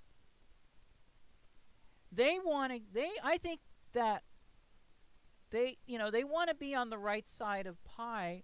The FCC's trying to schmooze them to be on Pi's side where it comes to network neutrality. Because, Amazon is going to want those express lanes, supposedly, They're going to want all that, honestly, I don't follow net neutrality like I should. I'm very focused on spectrum. We've got a lot of great fighters out there right now that are working on the net neutrality issue. I don't get too involved in it. And um, that is that's the issue there. Is the network is are they trying to kiss Amazon's ass by saying, okay, we'll give you a get out of jail free card, but we'd like your support on the restoring internet freedom, because it will give you the freedom to broadcast your stuff and sell your stuff. I'd like to see wish.com go away, but oh god, that is a joke. Have you ever ordered from wish.com? A month and a half later, it's like, did I actually order this? Oh god. And I see these YouTube videos of people that are doing these wish.com unboxings, and it's kind of funny to see the horrible thing that they get in the mail versus what's advertised on the site. It's like, why do people do this shit? Why? Why? Okay, let's see. Yeah, let's see here. Speaking of Chinese transmitters, 1049 WTSXLP in Kokomo is running an FM user 350 watt transmitter. Yeah, I wouldn't be surprised. I've had people ask me, can I use those little 7-watt transmitters? Now, what's going to happen is that, and this has already happened to somebody, and I talked about this like 1 or 2 videos ago, is that if the FCC does go out there and inspect and they see an FM user, transmitter, or anything without a label on it and a valid FCC ID number, they will issue a notice of violation. And the licensee will have 20 days to respond with what their compliance program is. And then, of course, the FCC can always go back out there and reinspect. The problem is that the uncertified transmitters, they can't be trusted. There's probably quite a few of them out there that are of good design. Maybe not the Chinese import ones, but the older broadcast transmitters that were actually designed for FM stations here in America. But without the label, they are technically in violation of the FCC rules in regards to LPFM. At this time, because of the transmitters out there, such as the FM users and such, and the CZEs, or whatever the hell they're called out there, I cannot take a position of removing the requirement for certification for for transmitters in the LPFM service, because the LPFM service is the closest to a consumer service that we have, that we do need at least some kind of minimal requirements there. Otherwise, we would have a ton of junk on the air. And I mean, the certification requirement goes back to when the service was being considered back in the late 90s. And we had people like Stephen Dunifer out there who were saying that because of the Telecom Act, I'm going to put 10,000 transmitters on the air. And we did have a huge pirate problem in the late 90s. And we did have a lot of interference to aeronautical mobile and other things that were going on at the time that were definitely causing problems. And, the FCC, I think did the right thing. Now, certified EAS equipment, that is a different matter altogether. Read my reply comments in MB Docket 19193. I get into great detail about EAS, because there was an open-ended question in the NPRM in regards to EAS, because there were some people saying we want to get rid of it completely and such. Bottom line is that my position is that LPFM stations are at the end of the food chain. They're not required to encode already. That's under the current rules. They should not have a certified equipment requirement for EAS. They should be able to be allowed to use open source equipment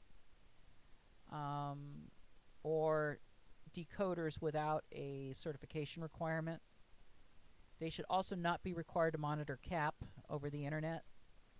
If they can receive their LP1 or LP2 station, then their EAS is already, the message has already been authenticated through them, and then they can just relay it. And remember too that you're only required to relay required monthly tests and national periodic tests and real national emergencies. Your state and local is between you and your EAS coordinator for the state. Dwayne says, I was asked, okay, talking about that station with the FM user transmitter, I was asked to assist that station with engineering a few years ago. After seeing how that station was set up, I walked away and refused to sign my name to anything for that station. Good job. You know, I keep reminding some folks out there, and especially where it comes to REC's actions, and some people say, you know, there's been many times that I've been accused of being anti-LPFM because I have taken actions against LPFM stations in the past. And, you know, it's very simple. Just because you have an LPFM designation, that does not make you above the law. You are still expected to follow the rules, and you're expected to play along with everybody else. And I don't give a free pass to LPFM stations that are just as much in violation as, say, a translator or a full-service station. No. LPFM is not a get-out-of-jail-free card. But, you know, they do carry a lot of weight around here, but it's definitely not a get-out-of-jail-free card. All right, let's see. Dwayne also asks, I know this question is off topic. I know REC has been around for many, many years. What got you interested in founding REC Networks and the work that helps shape LPFM in the U.S.? Oh, that's a long story. Once upon a time, in a town far, far away, Chatsworth, California, in a different era, in a different identity. July 20th of 1984, phone number 882-6328 was connected, and it was a telephone line called California Comments. We did, in the 80s, we did what was called telephone entertainment. We did what was called comment lines. Think of it this way, pre-produced recordings over the phone that people would call in and listen to. They would be answered by either an answering machine that could handle a long recording, a long outgoing message. At the time, the Recorder Call 675 was a very popular machine to use for this back in the mid-80s. We also had these home-built telephone couplers that would detect the ring, flip a relay. The relay would latch the line into an audio channel, and you know, there would be isolation between the phone line and the audio, and then the audio would be hooked up to like an auto reverse cassette deck out of like a car auto reverse cassette deck, and the recording would play, and then as soon as the line would ring an answer, it would trigger the power to the auto reverse player. The auto reverse player would start playing, and basically you're joining a recording already in progress. The length of the program was only limited by the size of the cassette tape that you had in the auto reverse player. And then people would call a separate phone number, which had a conventional answering machine on it. And that was called an input line. And the idea was you call that number, you leave comments, you leave stuff that you want to say. And then on the next program, that's, that these are, produced programs, they would play back, we'd play back what people had to say, throw in various sound effects, music, drop-ins, our own comments, whatever. And, when I look back at these programs today, I mean, I've got them all. I've got cassettes of a bunch of them sitting on the shelf over here. We did nearly, back in the late 80s, early 90s, we did about 205 recordings back then. And again, this was different time, different identity. It was also a different period. And it was a time when I was very different. And, I will admit, though, that in the 80s, I was a Reagan Republican. I'm serious. And those who know me outside of REC know that I am now, some call me a libtard, but I'm really kind of centric with a little bit of a lean to the left. But again, I try not to bring politics into REC these days. And I think it's because there's two reasons why I don't these days. Number one is, when I go back through the old tapes and I listen to them, and I was very, very, very political, it seemed like at the time. And I just didn't want to go there anymore. We have become much more divided than we were back in the 80s. Yes, there was division back in the 80s. But, there is a far cry from Wally George, if anybody remembers Wally George from the 1980s, to what we have today with Rush and Hannity, and I guess you could probably throw like Steve Bannon and them in there and into that too. And the whole, quote, alt-right white supremacy movements. Again, I'm going way off track because this was an off-topic question. And so these days I don't get that political anymore.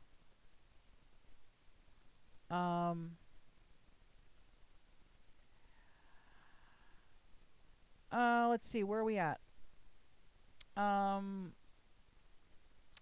Where are we at? Okay, so back in the 80s, early 90s, we ran phone lines. We also did this neat thing. We weren't the first, but we were definitely one of the pioneers of providing interactive chat lines where they weren't really necessarily like the idea was that they were more like a bulletin board. In many ways, we kind of call it the first social networking, the first true interactive social network. Because you would call in, there was like either 4 or 8 lines into the system. And you would call in, you would enter in a 3-digit or 4-digit user ID number, you'd enter in a password using your touchtone phone. And then once you're there, there were options to listen to, to send and receive private messages like voicemail. There were public bulletin boards, kind of like an interactive version of the comment line format that we did in the mid 80s. And such, and various things that you can do on there. And we even had games on there. The idea was that you were allowed so much time on the system, and then you were kicked off, and then you weren't able to call in for a period of time. So that way everybody had a chance, because we only had a limited number of lines. And we had ways that you could wager your time, like on horse races and stuff like that. We did some cool stuff back then. We really did do some cool stuff back in the phone days. actually, we did run a test.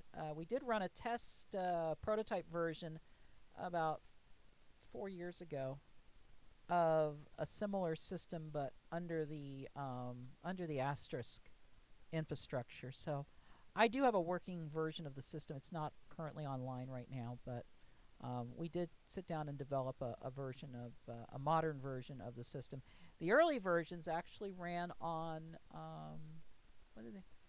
They ran on like 386 computers. If everybody remembers the old 386s, they used to run on 386 computers with they were slow, and after a while they would start to drag. And then we had these cards. So we had these cards. They were Dialogic D40s. You can go look that up. There's a relic, the Dialogic D40 card. And what this did was this was a full-length ISA card that would plug into the computer, and then you'd be able to hook up 4 phone lines into it. And the system would interact with each of those lines. We wrote the software was coded in C at the time, and we could stack 2 cards in there.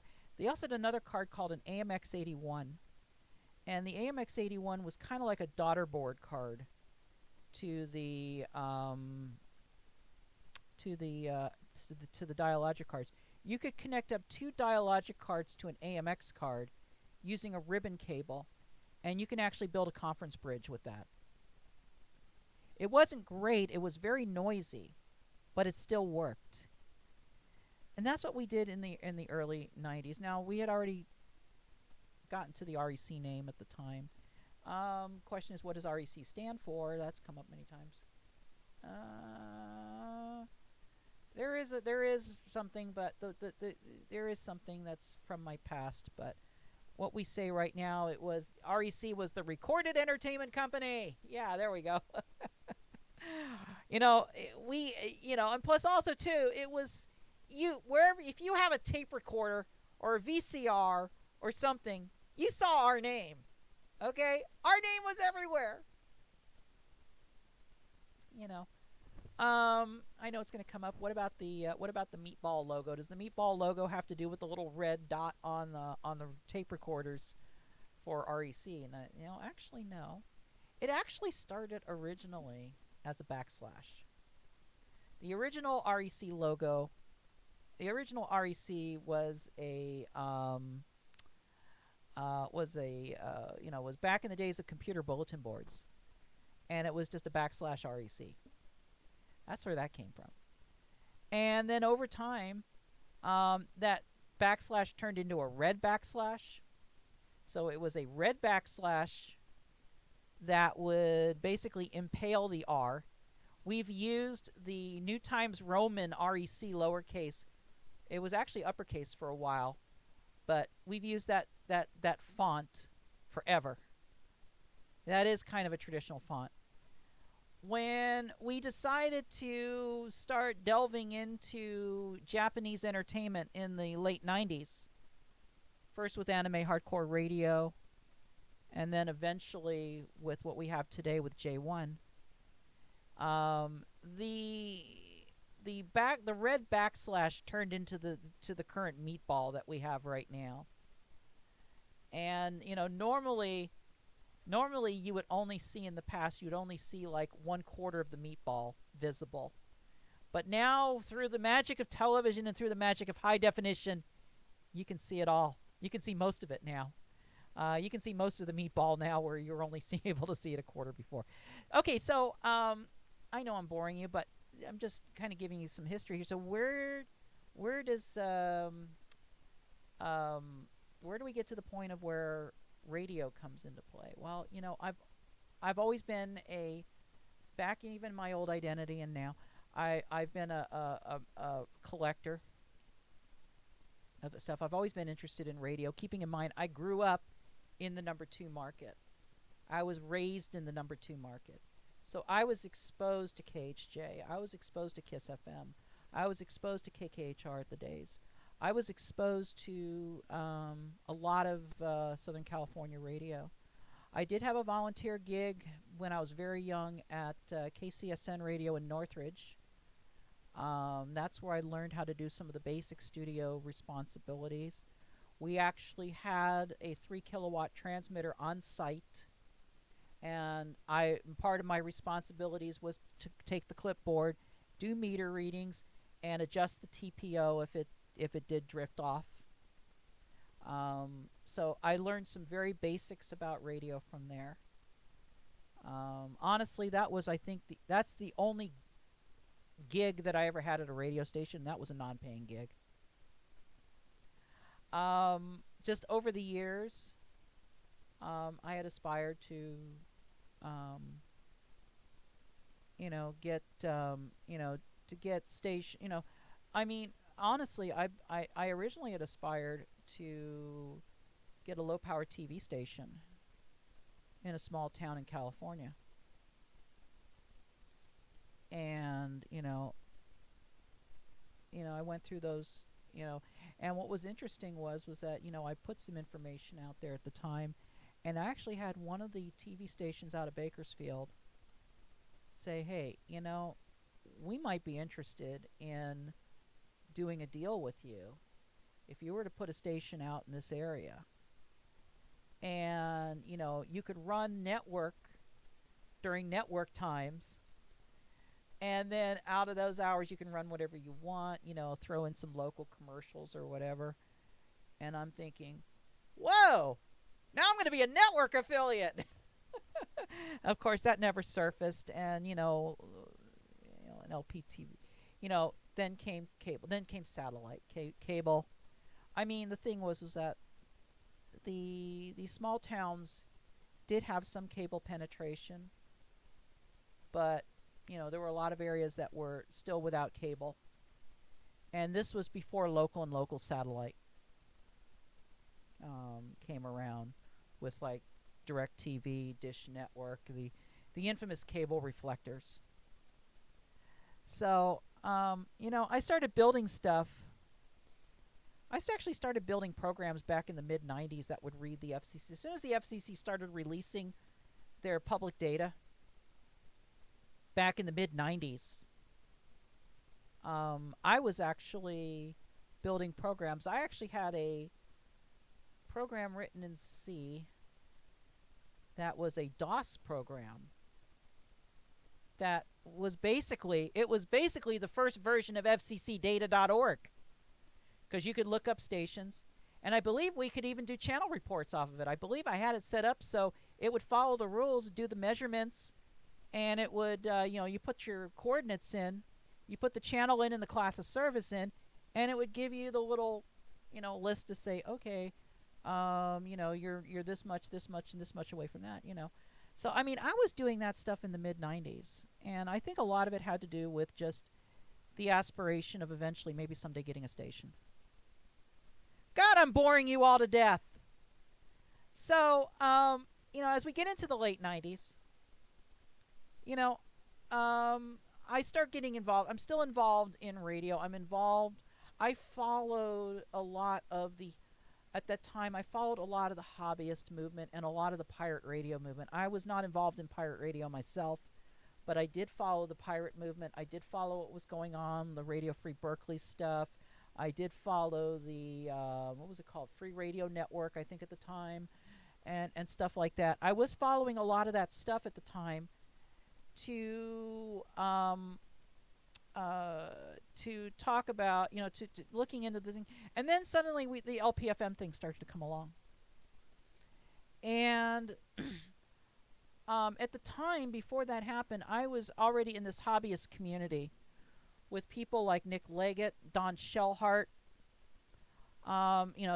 Nick Leggett, N3NL, he's no longer with us, but he was very involved with the hobbyist aspect of things. I mean, he was also one of these that was into these radio conspiracy theories. I remember one time he filed a petition, I think he was the one that filed a petition with the FCC to require that all amateur radio gear be reinforced in order to protect it from electromagnetic pulse. He was kind of into some of the Art Bellish kind of conspiracy theories, but they were working on the idea of a community broadcast service. And the idea that they had at the time were these little was to dedicate one FM frequency to these community stations, and each one would be like 1 watt, and they would be laid out in kind of like a cellular fashion. They'd be like kind of in the honeycomb, the kind of the cellular honeycomb, if you can picture that. That was the original LPFM proposal. They did go to the FCC with that. And, I got involved and gave them some other ideas on what could be done. They would eventually they would eventually go out of that 1 watt honeycomb idea. But they had already gotten a RM number, RM9208. So now we have low power FM in gear. We've got something out there. Okay. A few months down the road, an individual named Roger Skinner, who was kind of a tycoon of low power television stations, wanted to create a low power a low power FM service that kind of emulated low power TV. So the stations would be secondary, but they would be allowed to carry commercials. So that one came on as RM9208. I'm sorry, 9242. So we had 2 petitions already, and then then at the same time, you also had the grassroots movement at the time. You had the Prometheus radio projects. You had the National Lawyers Guild. You had some of the other organizations that were working the commission from the inside and working Congress from the inside to try to get some form of a low-power radio service for nonprofit organizations. So between that activity that was going on and it being triggered with these 2 technical proposals, we got MB Docket 99-25, and we got and then we eventually got LPFM. But yeah, that's where my involvement came in, and I just kept on going long after everybody else had dropped out. I just kept on going, and I was filing comments and filing stuff and defending Spectrum. I've been doing that for a long time now. I've been doing that since the late 90s. REC's been around since 1984. I've been doing Spectrum advocacy since the mid-90s. And I'm proud to say that I am one of the day minus oneers where it comes to LPFM. I was there for the creation of LPFM, and I will make that claim. I was there when LPFM was being conceived. I was there. Very few people out there can make that claim. Even some of our advocates today cannot make that claim.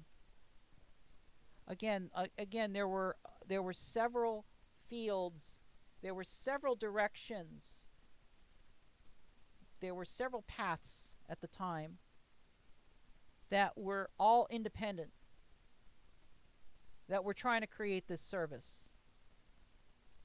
And then they would eventually collide. And we got what we got today because of that. Oh, the roller derby. Well, back in the very early days of this identity, I did get involved. The REC is about entertainment, information, and support. Okay, so we had to do something to entertain. And, I really got into this flat track roller derby because when I was a kid, I lived in Southern California. So that meant Olympic Auditorium, LA T-Birds, 5 T-Bird points, I grew up on that. I grew up on the bank track roller derby, watching that. watching the guys, watching the girls cat fight. Yeah, that was a part of my upbringing. And I was living in Phoenix at the time. And this was back in the days when um, they used to have the national locals for, for the satellite TV. And the Dish Network, and we had Dish Network at the time. And we had, remember I told you about the small town in California where we had where I wanted to put a low power TV station at one time. I did live there for a very short period of time. And so that address was, we used that address.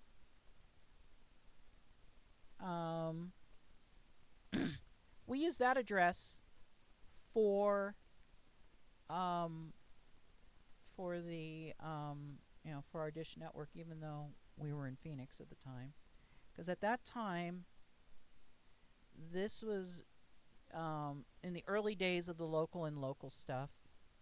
This was also back in the days when Dish Network actually trusted you to install your own equipment. This was back in the old Charlie Ergen, Charlie Chat days. And so we were in Phoenix, and we had our Dish Network set up like it was in Los Angeles. So we were getting all the Los Angeles stations. Plus also KTLA at the time was a superstation. You could get that no matter where you lived in the country.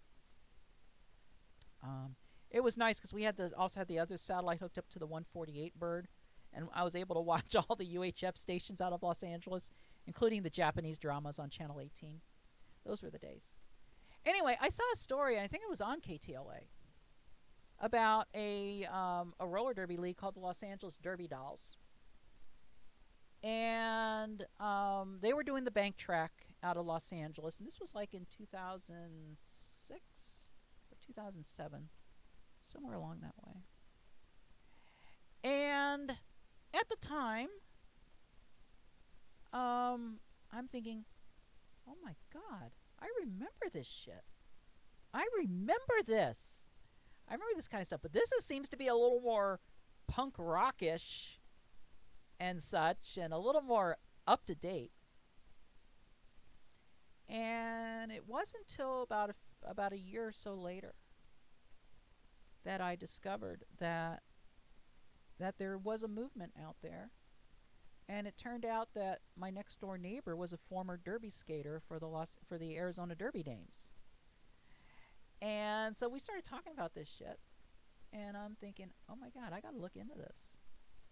And lo and behold, yeah, there were derby leagues. I went to see a derby bout, and I was impressed. I mean, it was the flat track game, but I was still impressed. And this was back in the days before there was the big influence by the Women's Flat Track Derby Association, or WFDA, where we had all these dumb rules that we have today.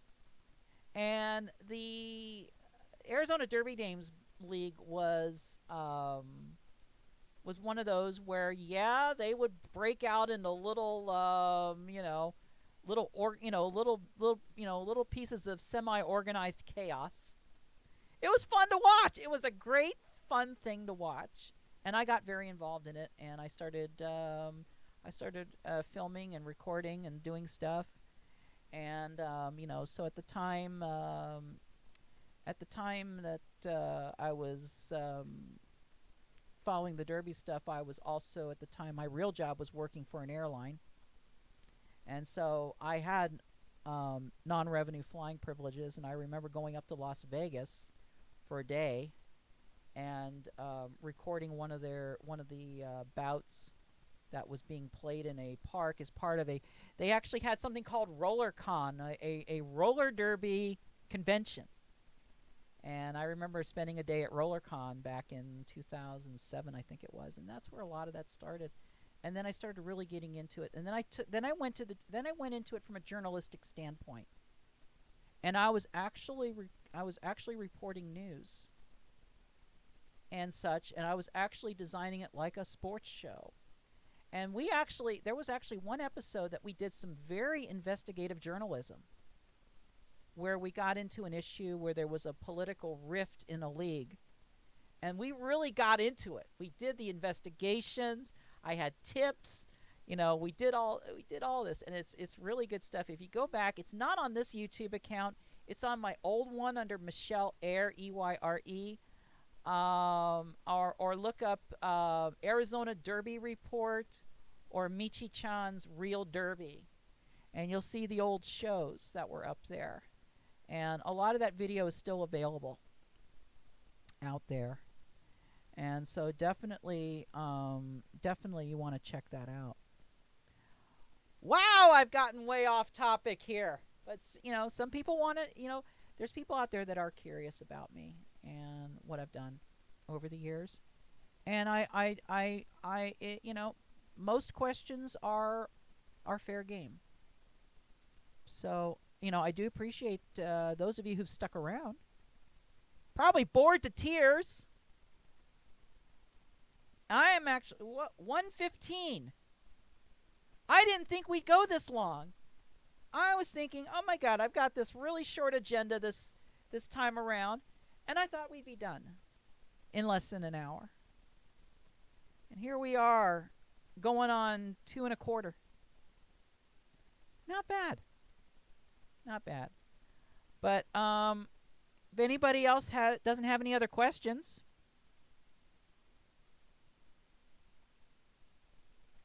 okay. Dwayne's like, thanks for sharing. Not bored at all.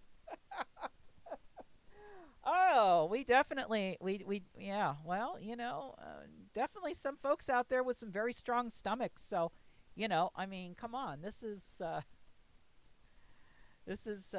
what we got here. So yeah, you're interacting with this person who's live on this YouTube channel. And please subscribe. Please subscribe to this channel. We definitely need the support, and I'm glad that you all have shown up, whether you're watching this live or on a rerun. I intentionally don't look at my counts while I'm watching, while we're doing it. I will worry about that later on. Just knowing that this whole thing is going to be archived. Hopefully the audio sounds good. We are on the pod mic this week. Last week's video, I thought we were on the pod mic, but after I reviewed it, I realized that we were still on the built-in mic on the camera. And I actually posted a follow-up video saying that video was not on the pod mic, even though I thought it was. This is a Rode pod mic. I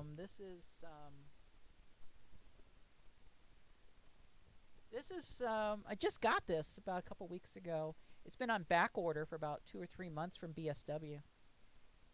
But this microphone, I believe, was $99. And from what I can understand, it sounds great. Dwayne's saying your audio is amazing. Yeah, this is a pod mic. I've heard the demonstrations of the pod mic. The sales pitch, and I'm thinking, okay, they're using a compressor or something like that. No. This is just raw audio coming out of the mic into the computer and straight out. I'm not using any processing here.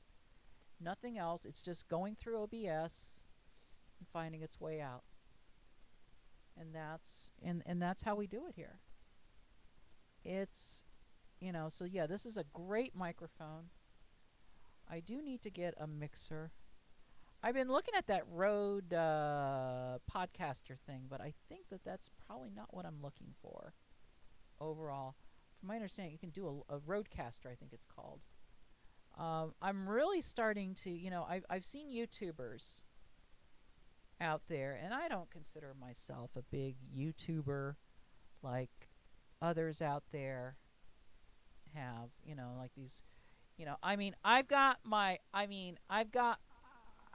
are YouTube videos out there that I watch and, that I'm a fan of. GT Ogre, who does the tow truck videos, in the parking lot. I love those. Even when the tinkle timer comes on, I love those. Zach Ketchum and Joey Slayham out of Miami. I mean, we live here on the river. We have a little wharf that we can go out to, and I occasionally do a little bit of fishing here or there. Eva hates fish. She's afraid of fish, actually, in some ways. Please understand that there is a reason for that, and just it's not a joke. But so we watch a lot of these. We watch some of these fishing videos, and I don't know why, but we do. Um, Jenna Marbles. You ever watch Jenna Marbles? This poor girl, she mutilates herself all the time, all for fun. Yeah, I am a Jenna Marbles fan. I'll have to admit that. Um, and uh, and Jennifer Lorenzo, Jenny Lorenzo. Check her out sometime on YouTube. She's this Cuban American actress who plays all these different roles of all these. My favorite is Abuela. She plays Abuela, a stereotypical Cuban American grandmother.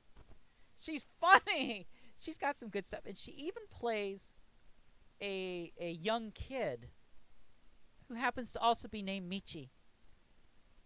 So I'm telling her, you stole my name. Oh, so yeah, we have fun. Anyway, we have drifted so far off topic today. So again, any last questions, comments, anything, going once, going twice.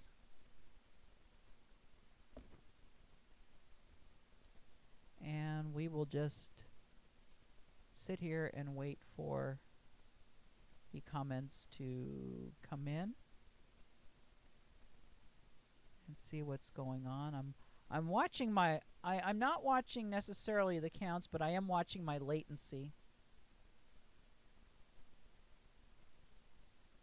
I am watching my latency here. Sorry, LOL. I don't know for what, but all right. Well, let's do this then. This went on a lot longer than it should have. We're going to be back again next Thursday. Next Thursday we will be back. And actually, let me bring it back up here. This is what we're going to be back for next Thursday, November 21st. For the symposium. Broadcast will start at about 10 a.m. We'll start at 10 a.m. We will go live during the lunch break. So we'll do an REC live during the lunch break, and then they'll be back for be back to the symposium for the television piece in the afternoon. Now, despite what the slate says, we are not going to be doing this on Facebook. We're going to be doing this on YouTube. This is going to be a YouTube live event. And we're doing it this way because we need the subscribers. We need the content on YouTube. So we're going to run this on YouTube. This is a government session, so it is in the public domain. And we'll run it on YouTube. So be here for next Thursday. And, here's the thing. If you do watch the symposium in the morning, I will be very interested in reading your comments. The comment box will be, the chat box will be open the whole entire time. So I definitely invite your comments on what, on what we have to say. So, and then on Friday will be the commission's meeting and such. This week is going to be very busy for me because we're finishing up comments on the docket for the public notice. Trying to get that all done. We've got a constituent survey out there. Go to the REC Network's Facebook page. It's somewhere down. Scroll down there. You'll see a Survey Monkey link, recent Survey Monkey link. Click on that. It's 7 questions asking about your website, asking about State Broadcasters Association, and asking about so-called community bulletin board websites. This is information that we need to assist in finishing up our comments for 17264, I believe the docket number is, for the public notices. So with that, thank you, Dwayne. Thank you, Joy. Thank you, Canadian Maker Project. Thank you all. Thank you to Joe, if you're still in there. Stephen White, if you're still in there. Rick Crandall, who I forgot to answer a question. Do relayed EAS messages set count at locally originated? I don't understand the question.